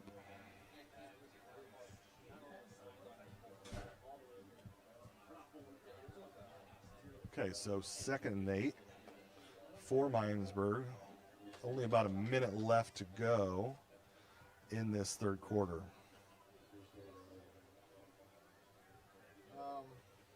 I do have a score update for the Oakland Valley View game. We got a game wash alert. It's 13-13 going into the third quarter. So that's a game. Nice. All right, Bettendorf, the fake. He's going to roll out and keep it. And puts his head down, and he's going to get a first down on the play.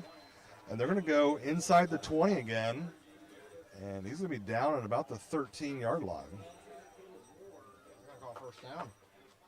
Yeah. That's a good run there. Finds the outside, finds some room to run. And yeah, defender comes and he puts down his head and gets a couple, 3-ish yards right there after contact. And like I said earlier, that differentiates you from, being good to an elite player, is, getting, yards after contact. All right, as we look though, this clock keeps ticking and Fairmont's still bleeding the clock on defense, making them drive down the field. Bettendorf is going to keep it again and follow Nago, and he's going to end up getting, and we got flags. I think there was some extracurricular activity at the end of the play. See what the refs come up with.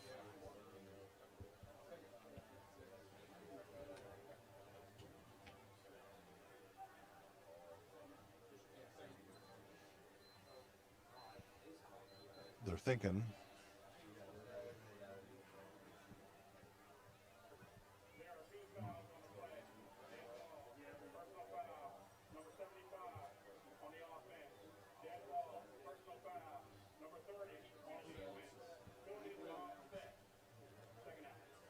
So the penalties are going to offset. I'm going to call 2 personal fouls, and you end up with we're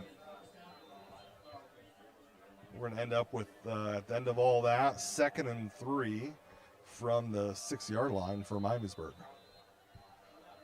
And then that's going to be the end of the quarter. Not a bad quarterback from, quarter from both teams. Fairmont gets a score. Miamisburg, they don't get a score. But like you said earlier, Fairmont's defense is letting this clock bleed out even on the defensive side. So yeah, fourth quarter, they're down 21 points, Miamisburg. So they got a lot of room to make up, and it's going to be hard for them to come back with this, Firebirds offense and defense bleeding this clock. Yeah, in that quarter, Miamisburg had the ball twice. Fairmont had the ball once. And so, there's very few possessions. And so if you look at it that way, Miamisburg's down 3 touchdowns. They may only get the ball one more time this game. They've got to put points on the board here. And then, maybe look at an onside kick or taking some risks to try to get Fairmont to punt. But I'm sure Fairmont's very happy with how things are going, making Miamisburg go down slowly, burning clock, and kind of just letting this game get to the fourth quarter. The MVCC Game of the Week, brought to you by Jersey Mike Subs. I actually found out tonight that Lou doesn't even like subs. I don't, no. But he will eat Jersey Mike subs because they're fantastic. Yeah, they are fantastic.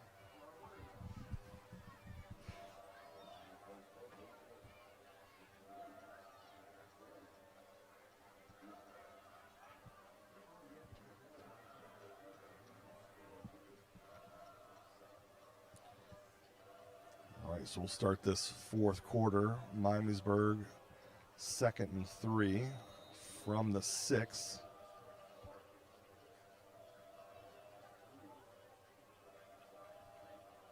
Bettendorf under center. He's going to give it to the first man through, which I think was Nago, but he's lined up at fullback on that play. And he's probably going to get 2. And I think we're going to end up with a 3rd and 1.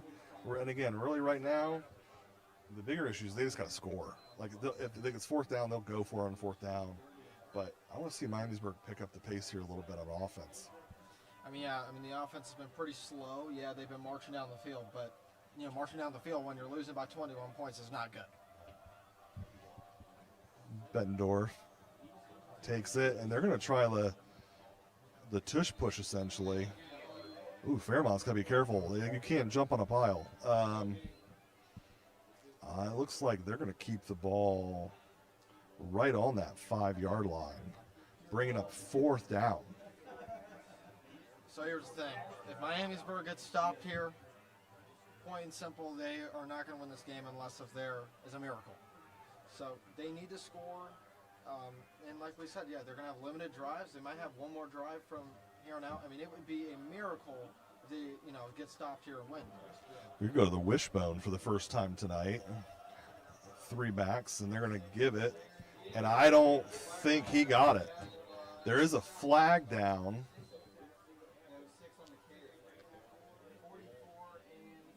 So, number 6, Braden Carpenter, was the ball carrier. I don't know what the flag is yet, though.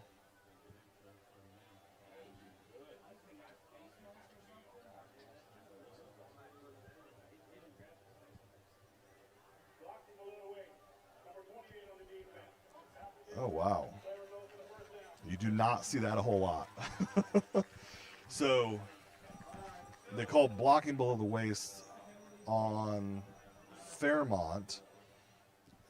Essentially what they're saying is that, kind of submarine the offensive line so that the linebackers can get through and make the play. Go back to the wishbone. Be a first down for Miamisburg, and Carpenter is the carrier again, and he lost 2 yards, I think. Yeah, that wasn't a great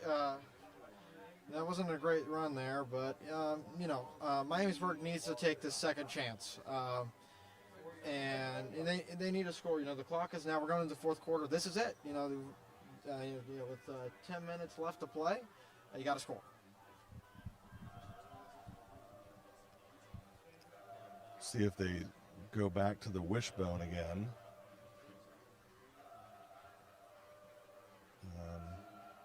They will. They have wide receivers split out to the wide side. And fake it. And, ooh, that is almost picked off, I think, by number 13 for Fairmont, Damian Patton. We've called his name a couple times tonight. A little play action pass. And didn't look like anybody was super open, but go with the incomplete pass. That wasn't a great pass there. Yeah, I mean, his footing wasn't really set, a little bit unbalanced, and kind of just tossed it up and see it kind of just find the receiver's arms. It didn't really work out for him. So yeah, you got about third and goal. 5-6 yards from the touchdown, the end zone. 4 yards from the end zone. So let's see what they have in store here. And he's going to roll out, and he's looking for Carpenter in the end zone, but they cannot quite get him the ball. And it's going to be 4th down. I mean, this is like the perfect scenario for Fairmont. The clock's bleeding. Now they're down to 4th down, and he steps up. That's a tough pass. You're going to your left. You're not in a full. It's not a full rollout there. He kind of stops, and pass is incomplete. I mean, even if Miamisburg, gets a touchdown, gets a score in this drive, it's still kind of a win for Fairmont. Yeah, 4th down for Bettendorf, and Miamisburg's going to burn a timeout to talk about it. No, I agree. I mean, I think as the clock runs, and Miamisburg has gone on a nice drive, but 4th down here, they're going to have to see what they can come up with. I do think they're probably. I do like Bettendorf getting out of the pocket. Maybe a run pass option. There's that 3rd down play again, where he almost gets it to Carpenter, but they can't quite complete the pass. I mean, this is a huge play for Miamisburg here. It's 4th down here. I would expect maybe a QB sneak, or even just give Chris the ball, give Chris to go with the ball. But the score, 24-3, brought to you by Jersey Mike Subs. Game of the week. For Reds fans, Reds are 0-0, bottom of the third with the Brewers, but the Mets, who got up to a 2-0 lead, are now losing 6-2 to the Marlins. That is in the top of the sixth. Reds 1 game back of the Mets. All right, so 4th down. Looks like they're going to go to the I. Bettendorf under center. And they end up false start on the wide receiver. I mean, that just can't happen. I mean, you know, they got a second chance on, you know, the flag a couple plays ago, and now, you know, you're all the way back. You know, I mean, this drive has been successful, but now it's just turning into, you know, it's just spiraling into worse and worse. We've got to finish the drive.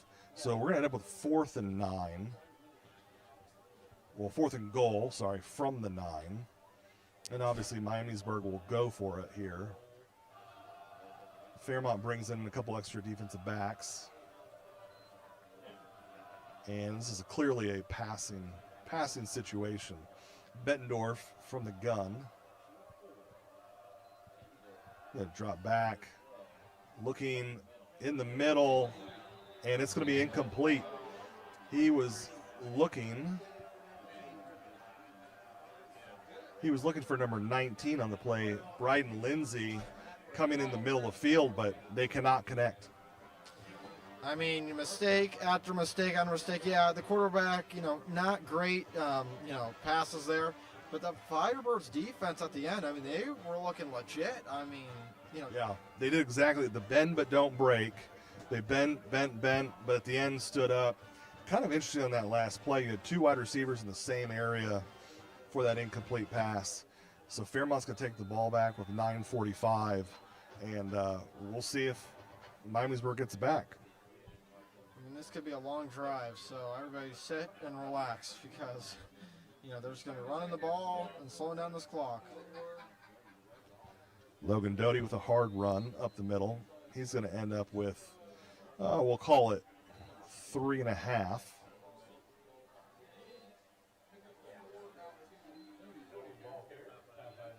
And again, I think now we're going to see Fairmont just bleed that play clock down to 5 seconds or less before they snap the ball. I mean, Fairmont's literally seeing the wind tick, tick, tick down. And for Miamisburg, I mean, they're going to need a quick stop and a quick score to be in this game. Go double tight. Put both wings on the side. I think we'll see the same play. That little lead play. And we do have a flag down again. Doty got about 4 on the carry. And it looks like it's going to be on Fairmont.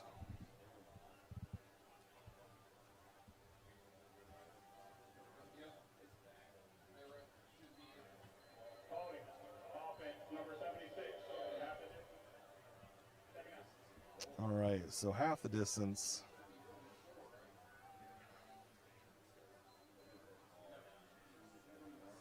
That'll make it 2nd and we'll call it 12.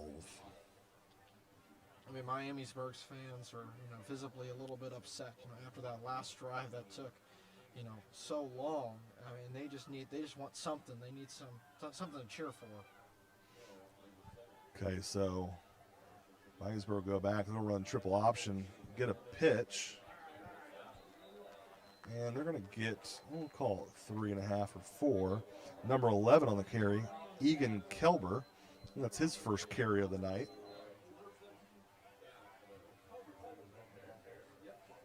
Again, Fairmont going back to that triple option. So they've only really run a couple plays tonight, but they're running them very well.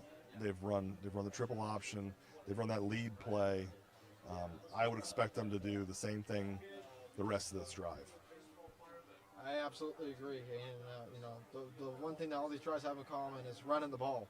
And by doing that, it just wastes this clock. And it gives less time for Miami to Coach Miller from Fairmont runs on the field, and he'll call a timeout right before something they had called maybe he didn't like. I kind of wonder if they were going to go back to that counter play. They tried that the first drive they had and lost a couple yards. It's kind of what it looked like it might happen, but he runs out, calls a timeout, they'll regroup, make sure they get the right play call in. Yeah, and I just want to have a quick shout out here. I want to shout out my dad. He's a great guy. All right, baseball game. Brewers 1, Reds nothing. Top of the 4th. Mets are still losing in the bottom of the 6th. I almost feel like these Reds and the Mets, neither one of them really wants to actually get to the playoffs. They're like trying to go on vacation early. That's what it almost feels like. I feel like when each of them has an opportunity to get a lead, they blow it, and then, yep. Arizona is also in it too, and they're just losing games also. They just don't even want to be in it too, and they've had some opportunities. LA and they played, and both teams lost, and they lost also, so that wasn't good for them. Hill Anderson, they go with that rocket toss, and Thornton's out here, and he's got a lot of room, and that'll be a first down. Been really impressed. I'm sorry, I think that was Patton on the carry, not Thornton. But a nice run out there for a first down for Fairmont on that rocket toss. Yeah, but they've been doing that rocket toss a good amount this game, and it's really proven to be successful, and it gives the player a lot of room to run the ball and get some free space. Yeah, to get the ball out on the edge right away. Doty's going to carry the ball in this play, and it looks like he's going to pick up maybe 2 yards on the carry. Bring up 2nd down and 8 for Fairmont. I mean, as a defense, this has to be it just gets to a point where this just gets really annoying. You just got to wait around, and then it's just, they run the ball, and you wait around and run the ball. And it definitely just gets to a point where it's just like, man, I've had enough. Well, I think you start to see sometimes where these teams will, as Hill gives it to Doty again, and I was literally just going to say that sometimes when you start getting, I don't know if the bored's the right word, but you said you should get annoyed. It's like, man, they're running the same play, and then you kind of say, you know what, I'm gonna try something different, and that's when you miss a tackle. You play unsound football, and Doty breaks off a big run there for Fairmont. I mean, watch Jody here. Under center, handoff, and he just finds a good gap, and he breaks a couple tackles right there. And the guy's trying to clinch on, try to tackle him, and it takes 3 guys to bring him down. He's a tough runner. Yeah. Tough runner. Gonna give it to Doty again on the lead play, and he's going to get a hard, he's still running really hard. He gets a tough 5 yards on that play. I don't have to show the replay on this play, but if you look, he gets hit pretty hard, and he still doesn't go down right there. If he's still on his feet, and he drives and gets that extra yard. Okay,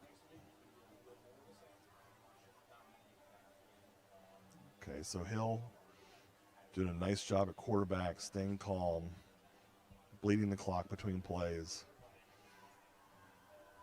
It's down to, they snap, it'll be down to about 5 minutes left in the game. Oh, they're going to go, and they're going to give it on the pitch to number 20, A.J. Culberson. And he's going to get a Fairmont first down. This is a nice little play. This is that counter play that they tried in the first quarter, and this time it hits for a nice gain. Yeah, really utilizing, like you said, using different plays that they have, and they're similar but they're different, and that can confuses the defense, and and they get a great gain out of that play. Good play call from the offensive coordinator. So again, they're going to wait till the clock gets under 5 before they snap it. Doty's going to give it QB keep. And so Hill's going to keep the ball.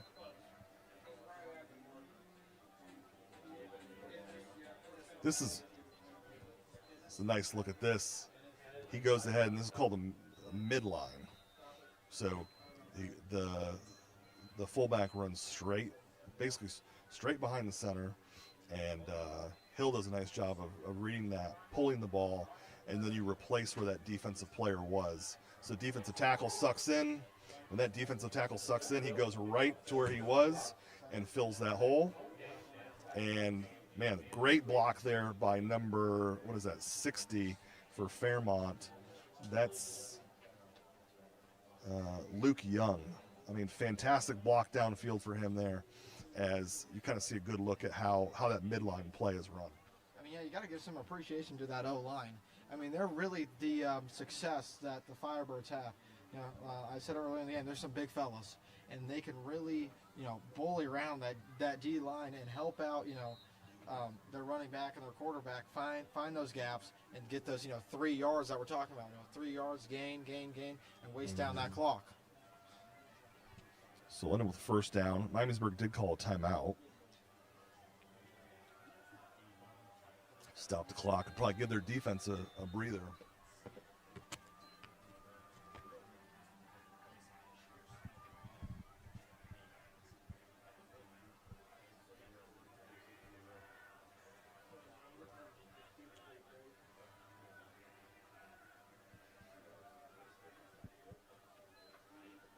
Give it to Doty, and man, he's tough to bring down. But again, a huge, huge hole. He hits that hole full speed right now, and he's going to end up with about another 8-yard gain. Watch this hole over here on the left side as it just opens wide up. And he does a great job of hitting the hole. It's open. Get in there right now.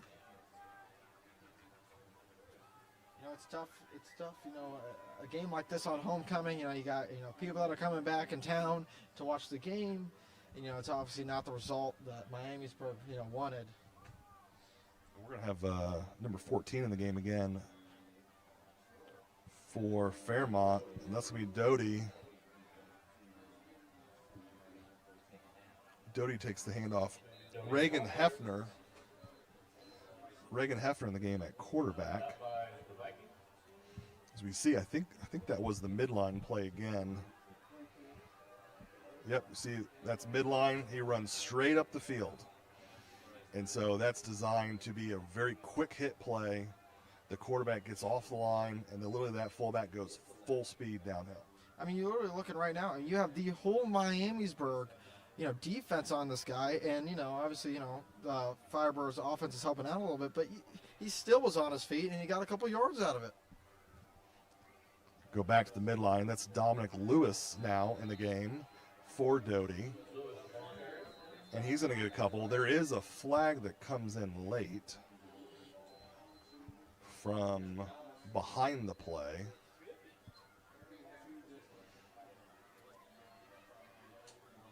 We'll see what they come up here. I think it's a personal foul.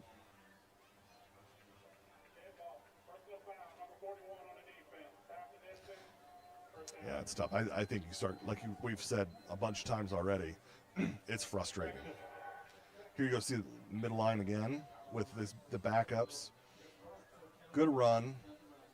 Now you would notice is for the quarterback there, he should probably be taking a mental note. Now they're on the 1-yard line, but mental note, when he pulled that ball, there's nobody in that hole.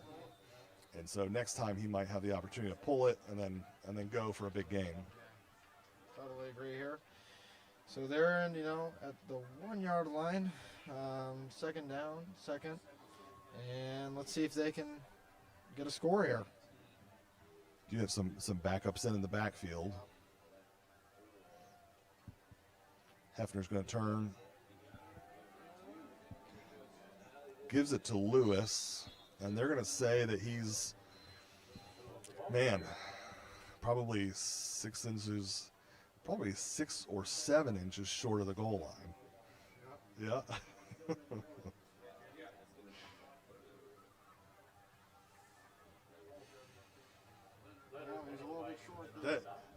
I wouldn't actually be shocked if Fairmont liked that result, because now they get to run more time off the clock.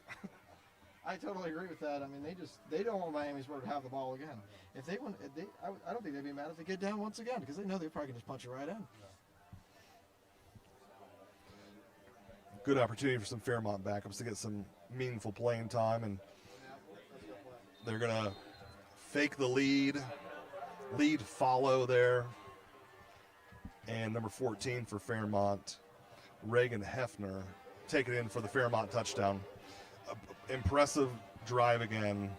You can tell they're just really wearing on Miamisburg, and they've kind of got it rolling now, second half. Yeah, I mean, in this, this game's over. Fairmont got the win. It feels good. They're going to move to 2-4. Frustrating start for Fairmont, but finally, a step in the right direction. I believe their second win in a row, coming off from Centerville's big game-winning kick last week.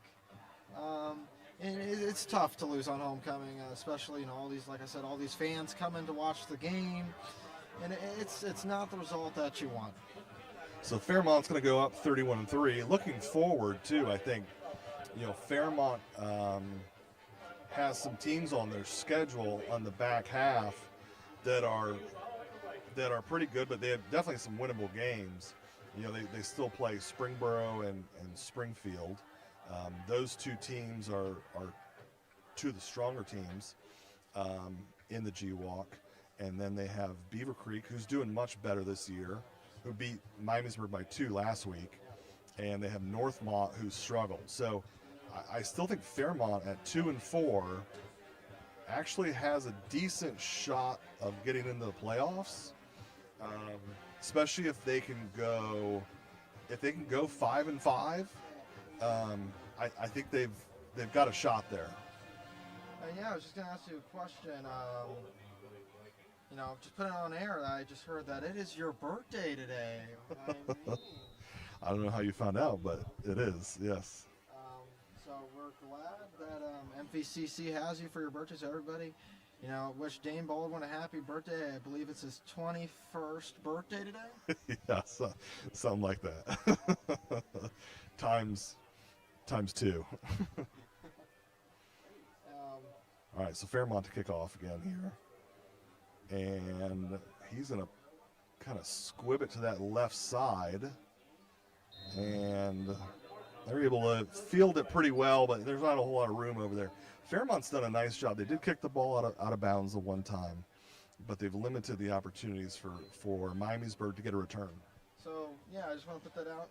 At MVCC, we like to name MVCC Player of the Game, brought to you by Jersey Mike's. So I was just wondering, who's your player of the game? Well, I think Logan Doty would definitely be, I think, my pick for this game so far. He's done a great job. He's running hard. Fourth quarter, they're up, and he's still churning and getting extra yards every play. What about you? I would totally agree with that statement. I think it's Logan Doty. I mean, there's a reason why he's number 1 in G-Walk for rushing yards. Okay, they're going to have a little rollout here. The pass is completed to number 21, Kingston Majid. And he's going to get, I think, about 8 on the play. And see if Miamisburg, I know it's the end of the game here, but we still have an opportunity for these guys to try to get better in a real live game situation. I totally agree. And, to get better myself, I want to give a shout out to my mom.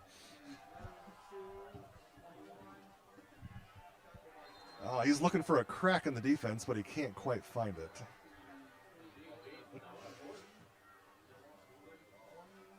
No cracks that time.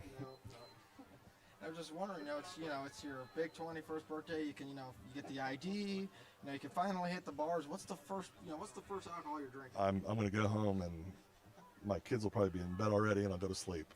And it's crazy that you had kids when you were 16. Yeah. Oh, that's picked.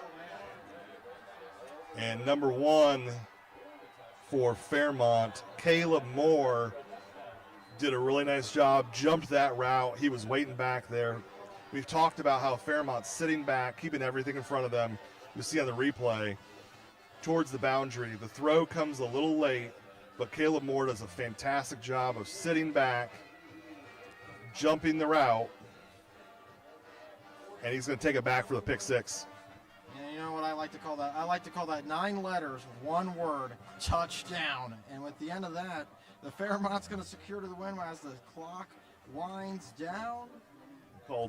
Talked to Steve McDonald, defensive coordinator, before the game, and I know he'll be happy with that. Holding Miamisburg to 3 points, getting a defensive touchdown, real big.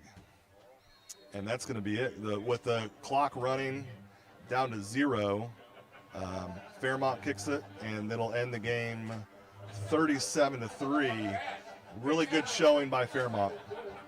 I mean, that's game over. Fairmont just played better. They played, they ran better. They played offense, defense better, and that's what's going to happen. Yeah, they're, like you said earlier, they're 2-4, and they have some winnable games in the future, so they can make that push to the playoffs. All right, Lou, I appreciate it. Fairmont over Miamisburg tonight in the MVCC Game of the Week, presented by Jersey Mike's. Had fun, and looking forward to seeing next week. Looking forward, and like I said earlier, happy 21st birthday. Thanks. We'll see everybody later.